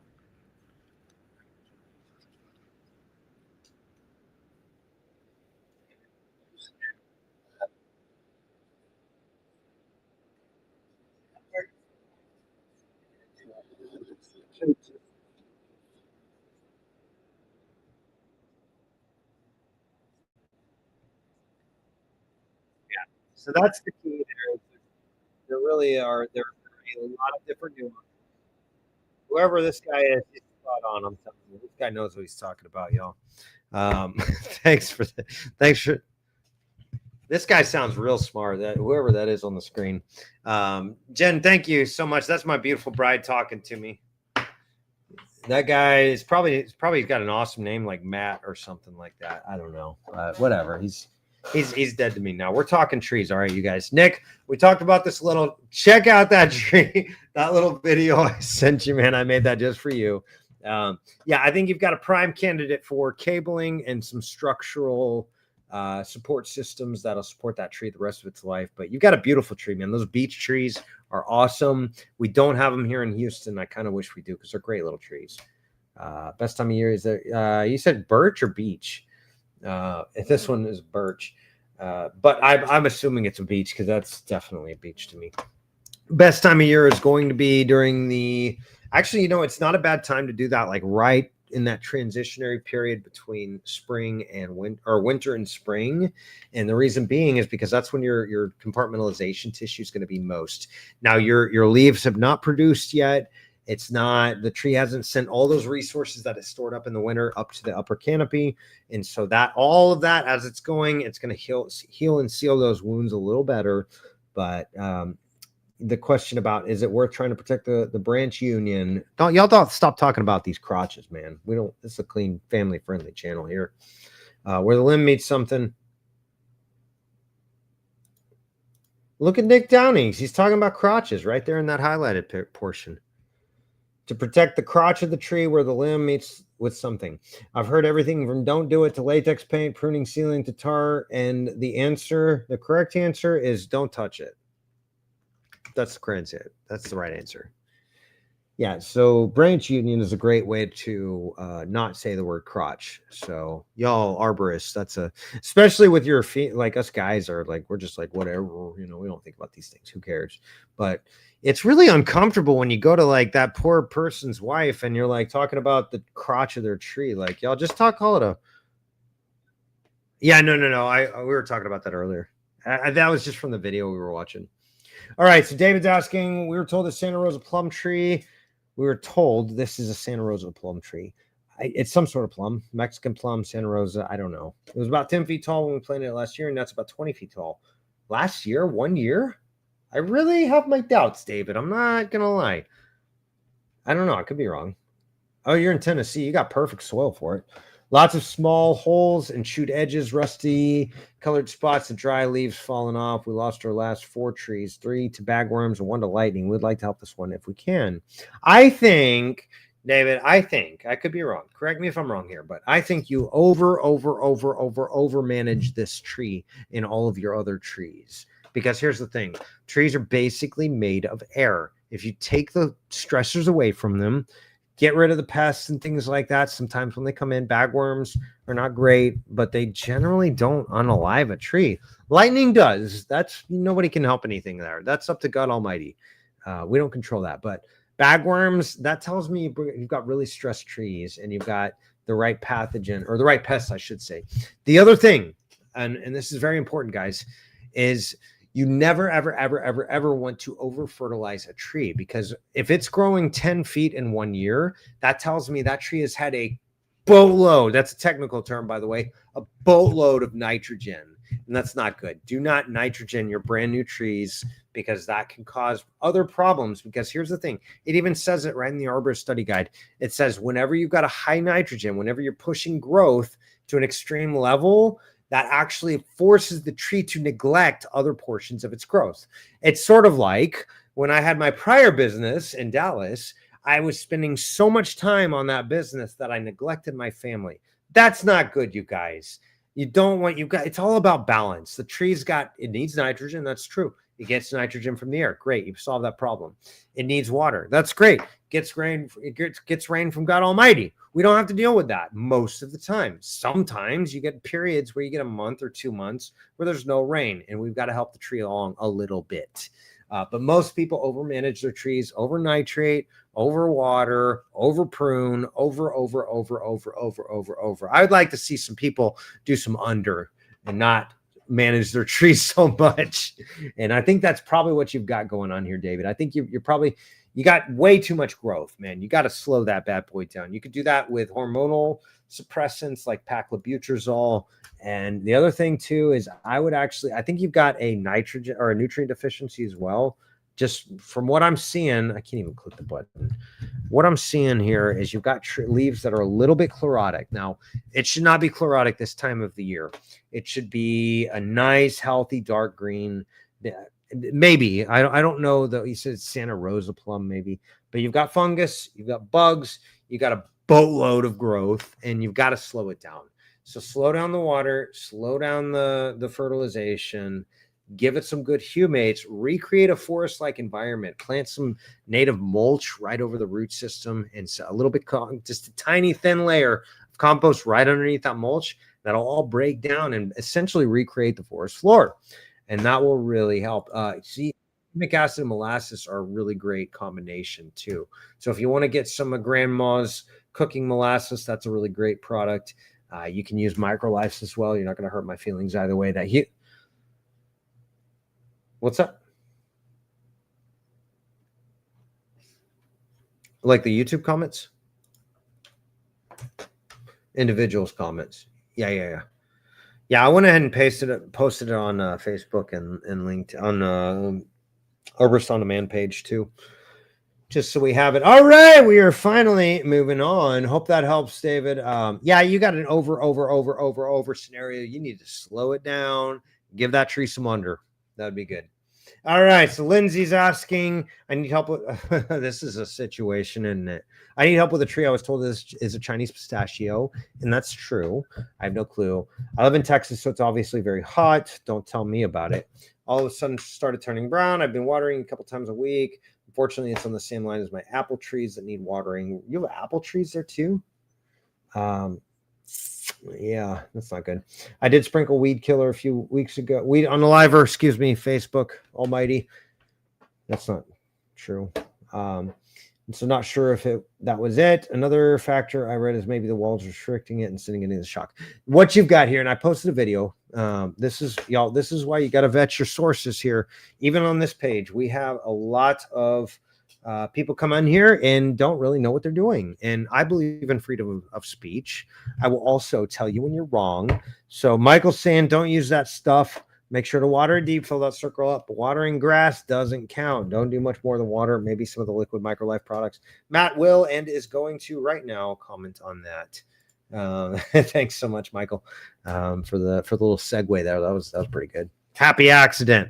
But I would actually just do this Humates Plus and a little bit of molasses as well. And you can spray that on the trunk, on the soil, on the surrounding soil, by the way, because that humic acid those humates will actually help to restructure the clay and actually create a better growing environment for those roots to break through. However, I did shoot a little video here, and I think there's a lot bigger issues going on at hand.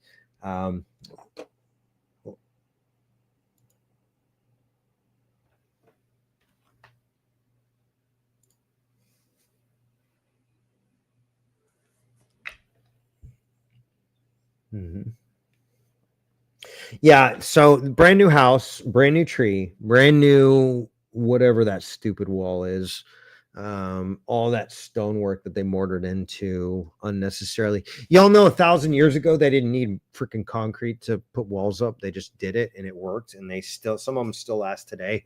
I remember we were in New Jersey and I was driving down to a client's house. There was this giant wall and they said it had been there for like 200 and something years. and there was no mortar. It was just very, very well built.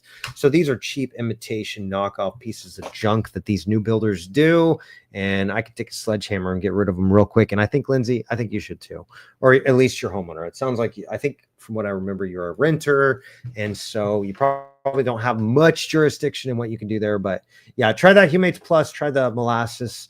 Which is the soil and plant energy. Don't listen to the naysayers. That tree is not unalived because I see it right there. Right there. Green tissue on the tree. This is an extremely stressed tree that's getting way too much water and it's drowning. So stop watering for about a week and then take a screwdriver, jam it in the ground, test it to see is there any moisture in there. If there is, then do not water. Let it just take it off the irrigation. If you need to hand water those apples, do so. So hope that helps, Lindsay. We're moving on because it's 9/11 and I am late, y'all. We got to get this done. Someone tell me what this is. It's been a wet year in eastern Nebraska. This is our oak tree. Looks to me like the beginnings of Ganoderma. Yep. At first glance, looks like Ganoderma. You'll really be able to tell once it comes to fruition. But here's what you really want to do. Oops. Yeah, it's a fungal bloom. It's a fungal conch. The thing with those fungus, that's just the tip of the iceberg. They're Mordae.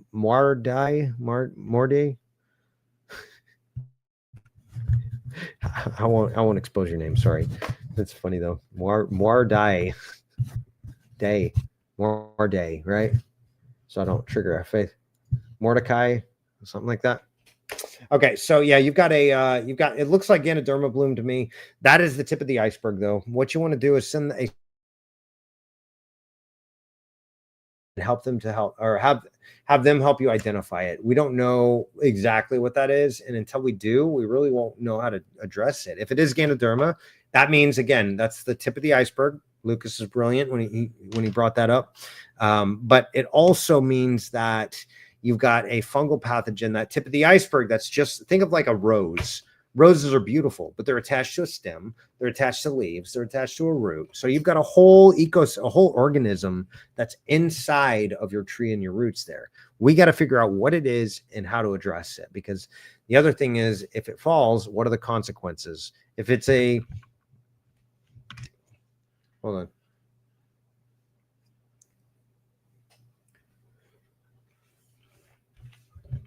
Yeah, that's basically like the flower of the plant, essentially. So fungus are essentially cell wall-less plants is what fungus are. So when you see that, that's just the fruiting body. That's where all of the spores are housed. That's how the pathogen spreads. But we got to tell what it is. We got to figure that out. So send a sample off to your local agriculture extension and then let's talk. Because I think maybe we got some things to talk about there. But if you want to try to self-diagnose and self-treat it, you are more than welcome to. I love this stuff. Is liquid AF. This will not unalive that fungal pathogen. What it will do is create a healthier ecosystem overall. You want to mix that about 1-to-1 with some molasses. That way it feeds all the bacteria. But Microlife Liquid AF is actually a... Jen, thanks for joining us. What's that's fun. Yeah. Microlife Liquid AF is basically a biological based antifungal. It is essentially, think of it like taking probiotics. That's what that is. The ocean harvest will help with create a healthier environment. And this will help, again, feed the beneficials that will, Humates Plus, that'll feed the beneficial microbes that will create a healthier ecosystem. Essentially, you've got a stress tree.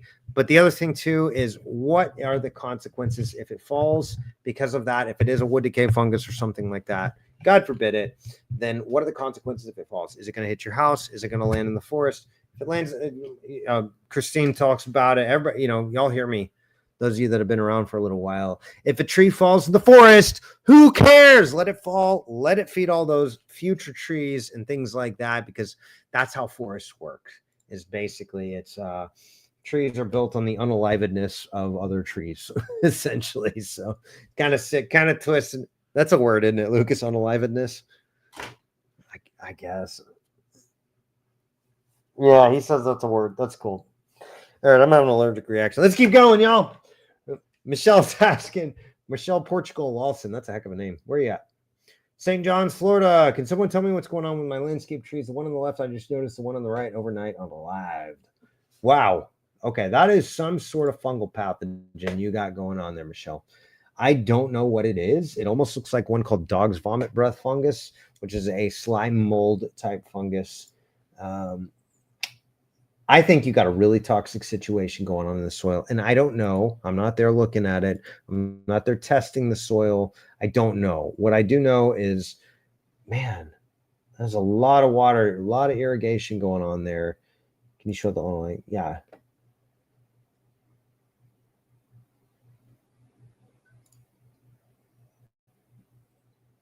Yeah. There's a water spout down there. It really looks like too much water going on, but I could be wrong. I don't know.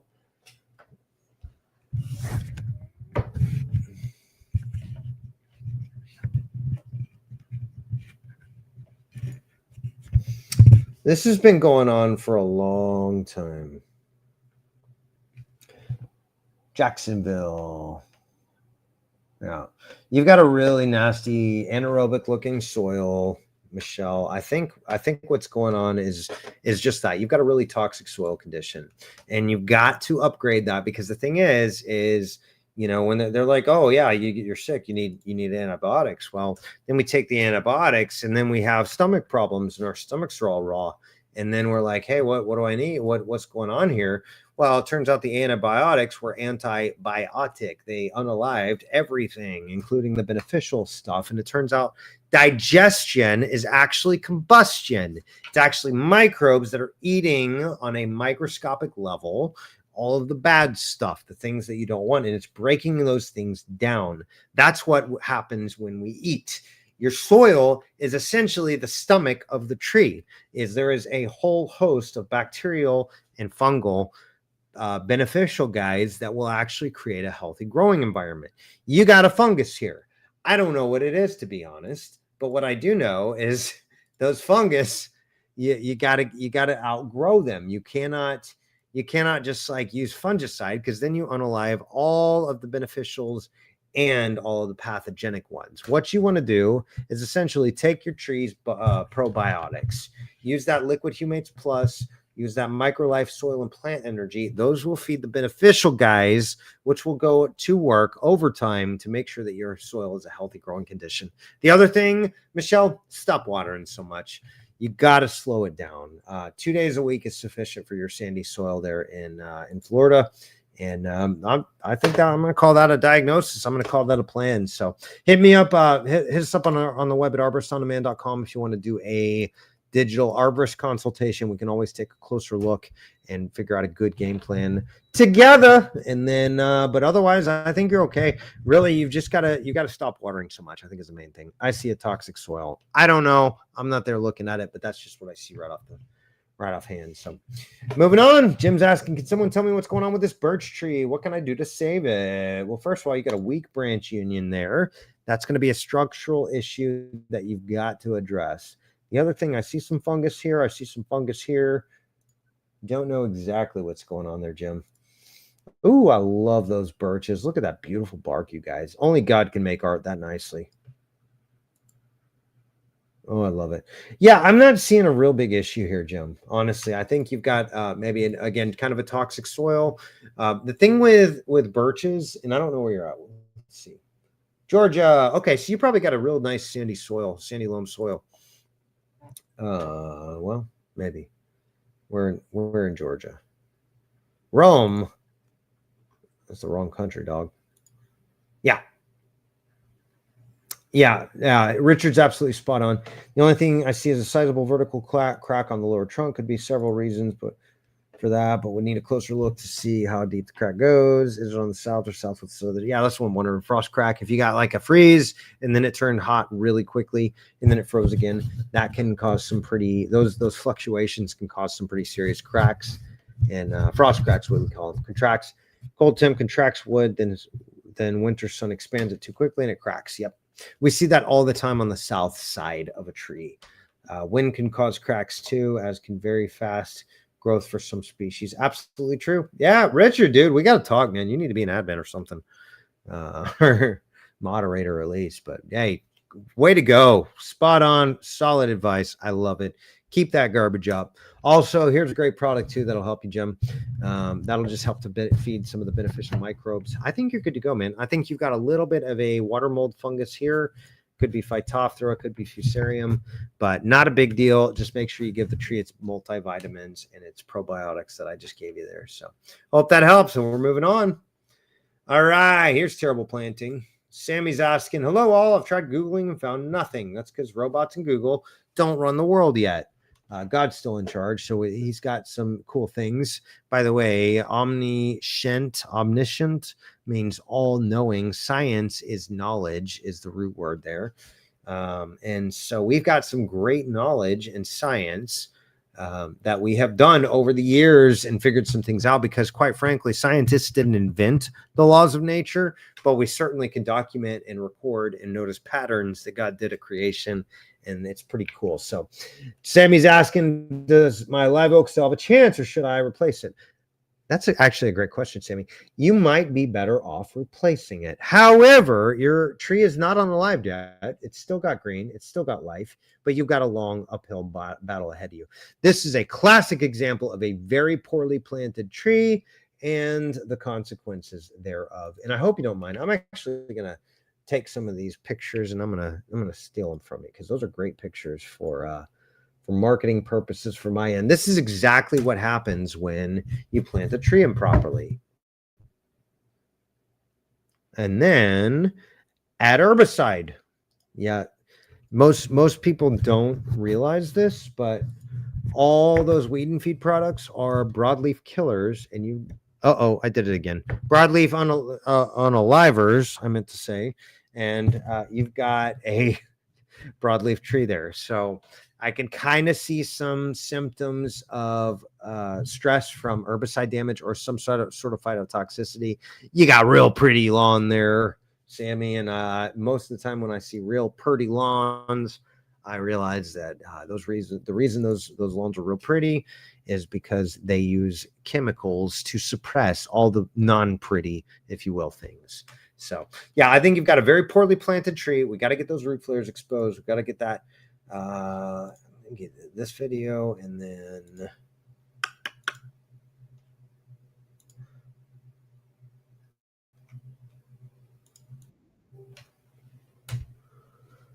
yeah, that one, and then this one. No, this one.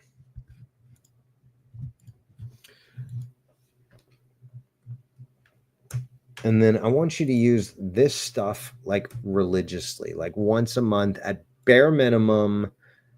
Put the recommended dosage there, not just on the tree and right around the base there, but keep going out beyond that. That Humates Plus, well, actually the Humates are essentially, it's like composted compost. Compost is like mulch that's broken down once. Humates or humic acid is compost that's broken down a second time. And so what it is super concentrated health food for your trees. Think of like juicing plants. You're going to get all the benefits, none of the fiber, none of the starches. What were you saying, Lucas?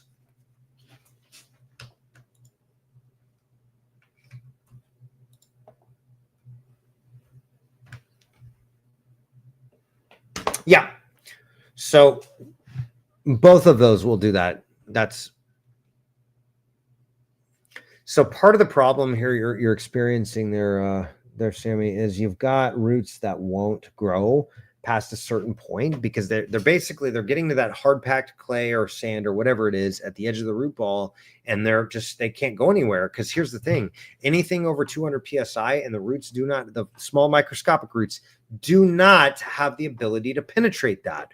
And so when you've got a super compacted soil, you've got a big problem. Your roots aren't going to be able to go there. Well, here's the thing: when you put those MicroLife products I gave you down there, those are going to feed the beneficial microbes. They're actually going to help strengthen the tree. On top of that, the humic acid will help soak up salts that can draw moisture out of the tree, and it'll feed all the beneficial microbes, which will help to restructure that, help the roots push past and get more surface area to where your tree is able to function and thrive. You got to get those root flares unburied. You got to do that vertical or that radial trenching, and you've got to do the humates plus bare minimum. Try to do the molasses as well, because that's going to feed the beneficial microbes, or the beneficial bacteria, I should say. So hope that helps, Sammy. We are moving on. All right. Anyone wondering? I was wondering if somebody, Plushy's asked, Plushy. What a great name. 4-year-old Kwanzaa cherry tree. I'm not getting any flowering in the spring, and I'm not getting any in the fall. Colors of the on the leaves, I realized that I might have planted it too deeply, and you have, but that's okay because you're fixing it. I love that. Way to go, Plushy. I've been watching YouTube videos on girdling roots. I think that might be my problem on top of being planted a little too deep. Here are some pictures I took today. Hey, look at this. This is a perfect candidate for these 2 videos as well. And I'll give you one extra thing. They're Plushy Plush. You have come to the right place, Sam Plushy, because these are the kind of things we like talking about. Take away the stressors from the tree. Trees are genetically programmed to thrive. The other thing too is you might want to add a little bit of other products on there. It looks like it was recently planted with those green pellets. If so, you could ask for a replacement. Green pellets. Where do you see green pellets there, guy? Oh yeah, okay. Oh, I see it. The green little dots. Those green dots are like, oh man, that is so bad. Yeah, you got to get that girdling root out. I think Guy may be right. I think it would be okay to ask for a replacement, because that is, hey, yo, and check this out. They're Plushy. Reference this right here, ANSI Z60.1 standards. You can actually get a free copy. Just look it up, ANSI Z60.1 -2014, approved April 14th, 2014. This will have the standards of what those nurseries are required to provide. And what they did was they gave you a faulty, broken plant. They gave you a plant that is outside of their own industry standards, and if they want to fight about it, you sue them. So actually, let's just try to work it out with them. That's better. But yes, they gave you a faulty plant with very, very, very, very poor qualities about it. And so it's going to be really important for you to get that girdling root out. But I kind of almost agree with Guy a little bit. I think it would be maybe worth your time to have a conversation with him and say, hey, y'all done messed this tree up, and I want a new one that's not messed up.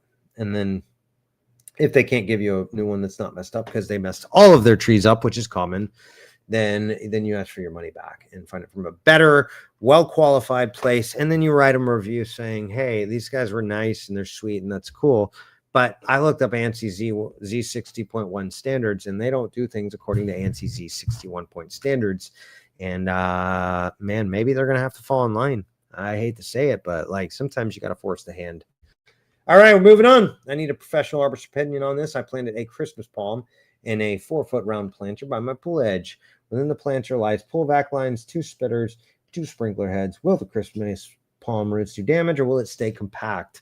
Please, someone tell me Christmas palms are perfect for this situation because root balls stay compact. Yes, they do, actually. I really want to keep it, but would love to, but I'll move it to save future pool plumbing destruction if I have to.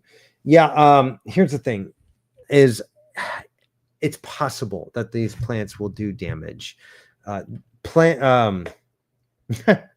right. I hear you, Michael. Yeah, get that baby out there too. Michael's got a brand new baby. He's a good dude. He loves his family too, man. He loves Jesus, loves his family.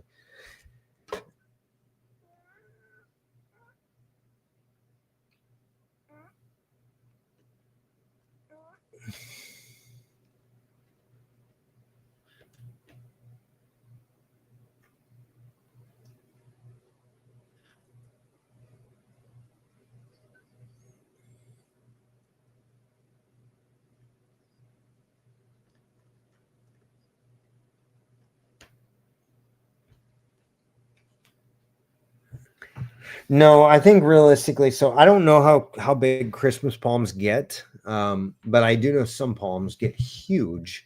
And I was reading on here, Zach is and I appreciate your input here, Zach. Oh, what's up, Monster? I like it.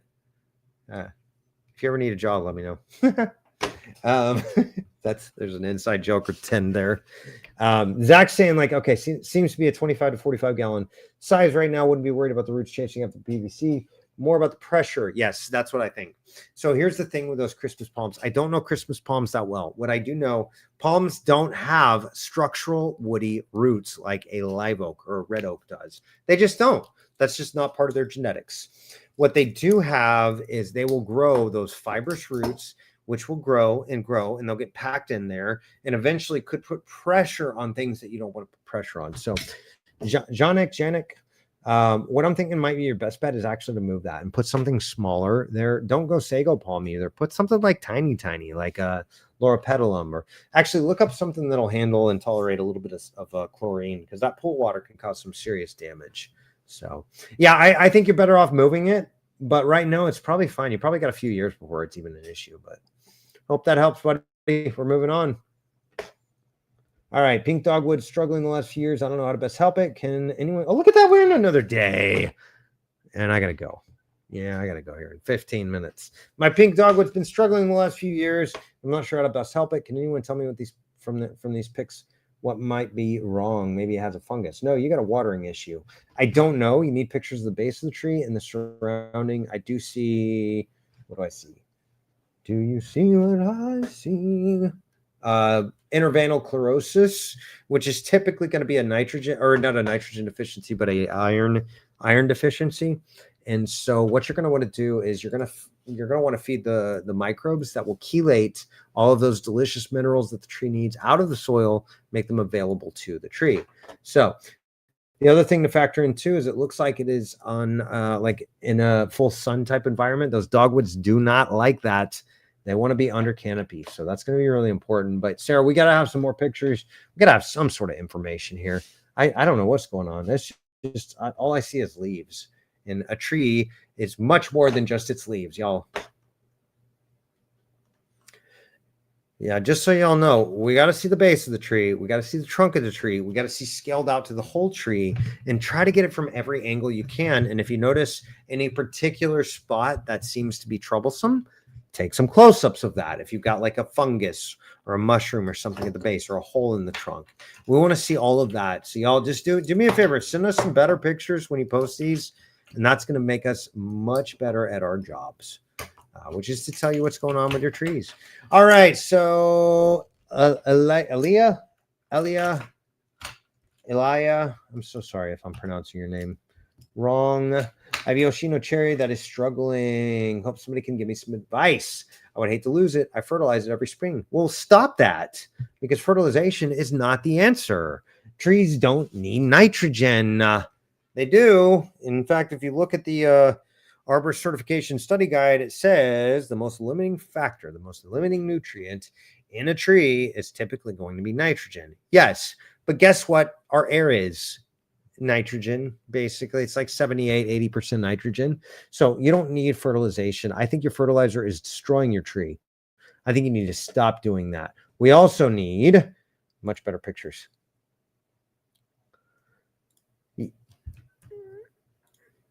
And yo, all that pretty grass tells me you're using some weed and feed products, my friend, and you got to quit that garbage, because that is not going to help your tree. That is only broadleaf killer, unaliver.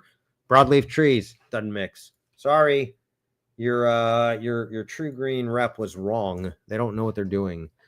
So did I post that on the wrong one? Yeah, I did. Oh no, we're good. Okay, cool. All right, so hope that helps. Elia, sorry for your name mispronunciation. I'm sorry. What's up, Lisa? She's asking, any suggestion on how I can help my pear tree? It's about 4 years old and really hunched over this year. Still bearing fruit, but pears are smaller this year. Too rooted and heavy to tie back. I'm in New England. I feel like it's bullied by the crabapple next to it. Yes, but that's not a problem. Let's see here. That's called phototropism. Photo being light and tropism being growth towards. No, what you've got is a pruning issue. You've got too many fruits on it, and it's weighing the daylights down. You also have a little bit of an overshadowing, but this is a hormonal problem. You have some sort of root issue on that side, I'd be willing to bet. Whoa. Yeah, what's going on with your grass too, Lisa? I'm curious what kind of products y'all are putting down there. I wouldn't be eating that, whatever it is.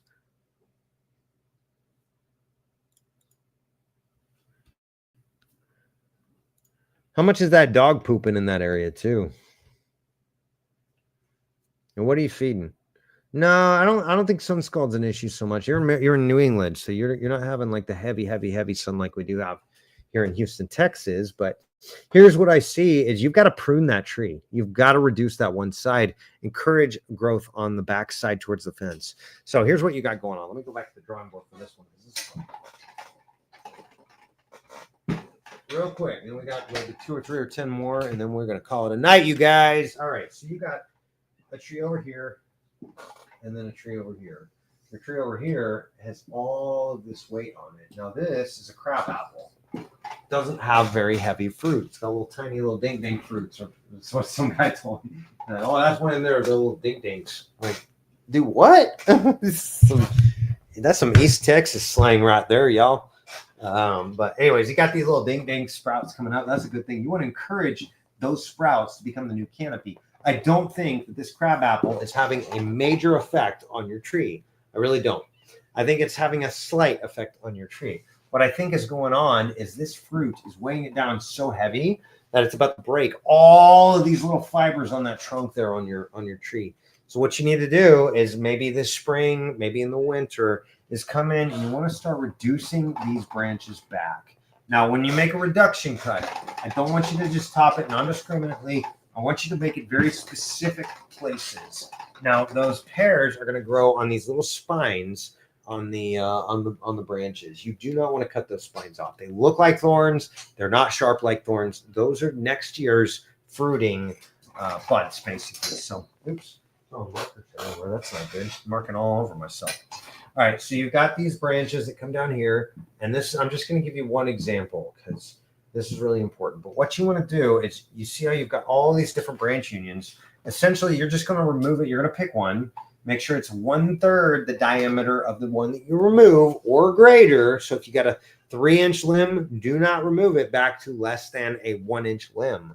You want to make sure it's more than that. But essentially, you're going to pick a spot and reduce all that weight down to that. And again, you've got these little spines on it. So you're going to see them all over the place. So as many of those you can leave, the better, because that's going to be next year's fruit production. So very important to leave those. But reducing that back will take some of that weight off of here and help the tree to spring back up a little bit. It'll also force a lot of new growth into some of these minor branches that are coming up here that you see. That's going to be really important because what you're trying to do is you're trying to push the growth back over to this section right towards your neighbor's house. By the way, that's also going to have the added benefit of giving you some more privacy. And you might actually notice that you get some more fruit production out of it too. So we're going to call it that and hope that helps. But the other thing too, I will say, is you do have the root flares buried there. At least I hate to say it. Get those vines off of there. And oh, you saw my email, Lucas, for a robot love child. You like that? Hello, Lucas. Earth to Lucas. You like that I call it a robot love child? You keep what? I saw that. Yeah, I saw that. Okay, so let's get to maybe 2 more, and we're going to call it for the night because I'm getting tired, y'all. I am tired. I'm a tired boy. All right, so Lisa's asking, I have a question about my tree. Is it possible to save this tree even though it was struck by lightning?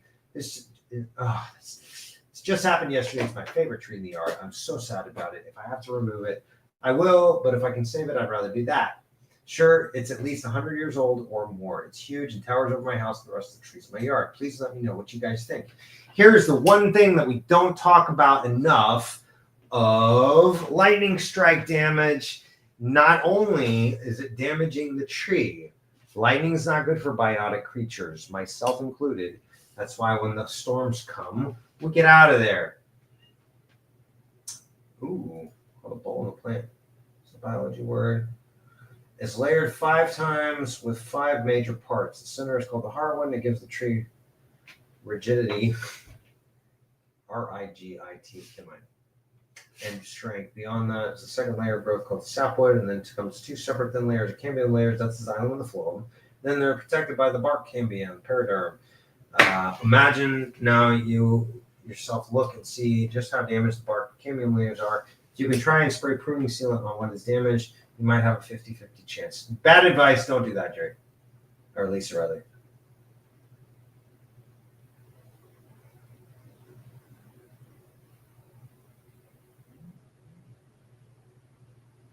Yeah.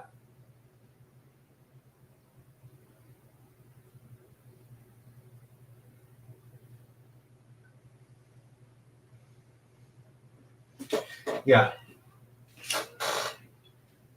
Bingo. Lucas is, you're spot on, dude. You're spot on, dude. Hey, so this is one of those. Obviously, it's your favorite tree, so I want to be sensitive about that. But it would really help us to get on a live Zoom chat, a digital arborist consultation, and we can really take a closer look, Lisa. But also, the other thing too is whenever you destroy that microflora, whenever the lightning hit it, it damaged the tree. Yes, that's true. Absolutely. Do not spray sealant on it. That's very bad advice. That will actually inhibit growth and inhibit the tree's ability to seal those wounds over. It does have the ability to seal those wounds over, by the way. Tree will begin to shed needles and continue until the remaining ones turn red. When the lightning hits exposed force, it burns up or exposes the micro root system. That's not true. Along with much of the capillary system. Where are you getting this information, bro? There's no such thing as tree capillaries. Translocation of water and nutrients to the crown. We'd be better off getting a reputable company to come and assess and remove this tree. Sounds like solid tree murder advice. Yeah, I don't think so. I think Christine's right. I think you need to wait on this one. I think you need to buy these things and spray them on there religiously. That will give the tree extra resources to seal those wounds. The other thing you need to consider, structure. Lisa, is that tree, if it falls, if it fails, is it going to cause you and your family damage or worse? Is it going to come down? I just realized my shirt's inside out, y'all. We've been doing this whole live stream with my shirt inside out like an idiot, like a stupid kid.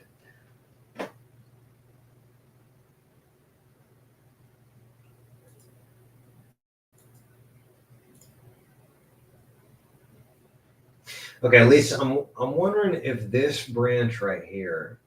Yeah, I think you had a really, really, really, really healthy tree in advance. And that's a really good start because the healthier the tree is, the more likely it's going to be able to sustain a situation like this. What I might consider, though, is if you're in a coastal town or something like that, you might actually be better off cutting your losses and not risking it. Because it does look like if it were to fall, it's going to fall maybe this direction. And it looks like maybe your house is that way. But that's one of those, again, we're really going to have to get on a Zoom chat, digital arborist consultation, take a very close look at this tree because that could go either way. And quite frankly, if you don't do anything now, you got maybe 50-50 chance. If you do something now, you got maybe 80-20 chance. Now, that being said, there's 2 aspects to arboriculture that we always have to look at. Any good arborist is going to look for the structure and the health, not just the health, because healthy trees that come in and unalive our family, that's not okay. We don't want that. We want trees that we can live and love. And we don't want these trees to fall on our faces and fall on our children's faces.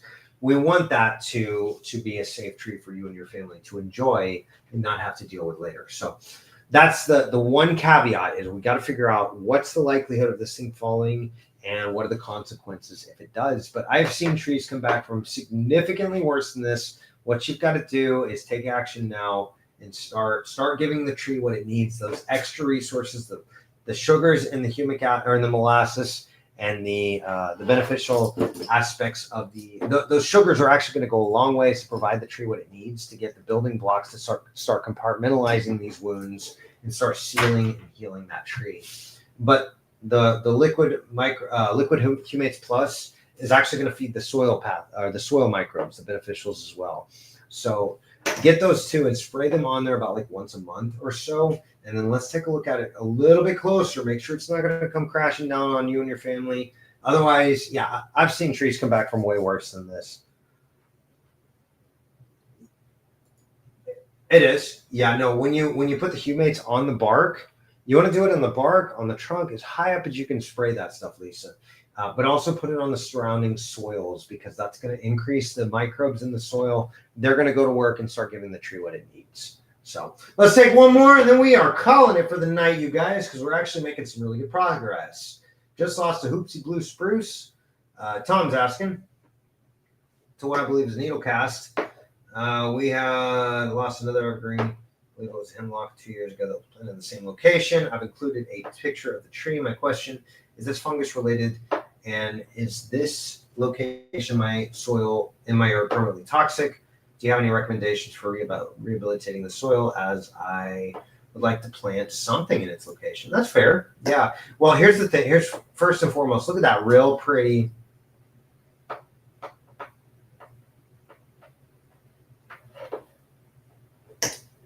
Well, yeah. So soil toxicity is that's a heck of a word, a heck of a phrase, I should say. What does that mean? Because here's the thing: is every like if you go and you touch a random stream of water, like just a creek, right? You're going to have countless bacteria and pathogens that could, in theory, unalive you. And the soil has the same thing. But if the tree is doing well and it's healthy and thriving, then chances are it's going to be able to outgrow whatever pathogen gets in there. And so it's called herd immunity, right? That's what they call it. Is you get certain species will become immune to certain diseases, but then others, if they're put in a stressed scenario, then they're not going to have those immune functions nearly as much as if they were left like to grow naturally in a forest. So what you need to do is increase the health and vitality of that area. So yes, fungus related. My question is this fungus related? It looks fungus related to me. That could definitely be needle cast, but I'm not sure exactly. So what you're going to have to do is actually get a lab sample off to your local agriculture extension. That's going to go a long ways there, Tom. And then Eastern pineapple spruce galls. Yeah, it doesn't look bad for me. Yeah. The other thing too, Tom, you got mulch all the way up to the base of that tree. Lucas is bringing up a really good point there. And so that's not good.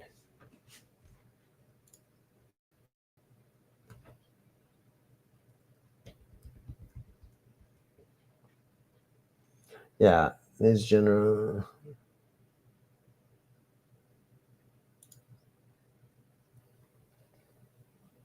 Yeah, I think you need to send off a sample of that to your agriculture extension. I don't know where you're at.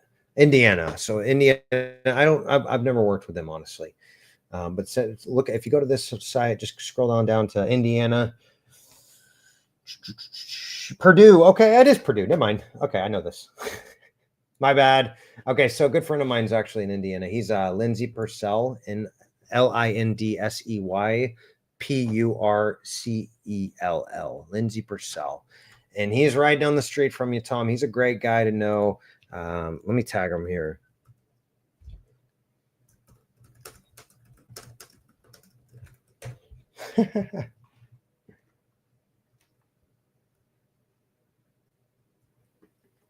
Yeah.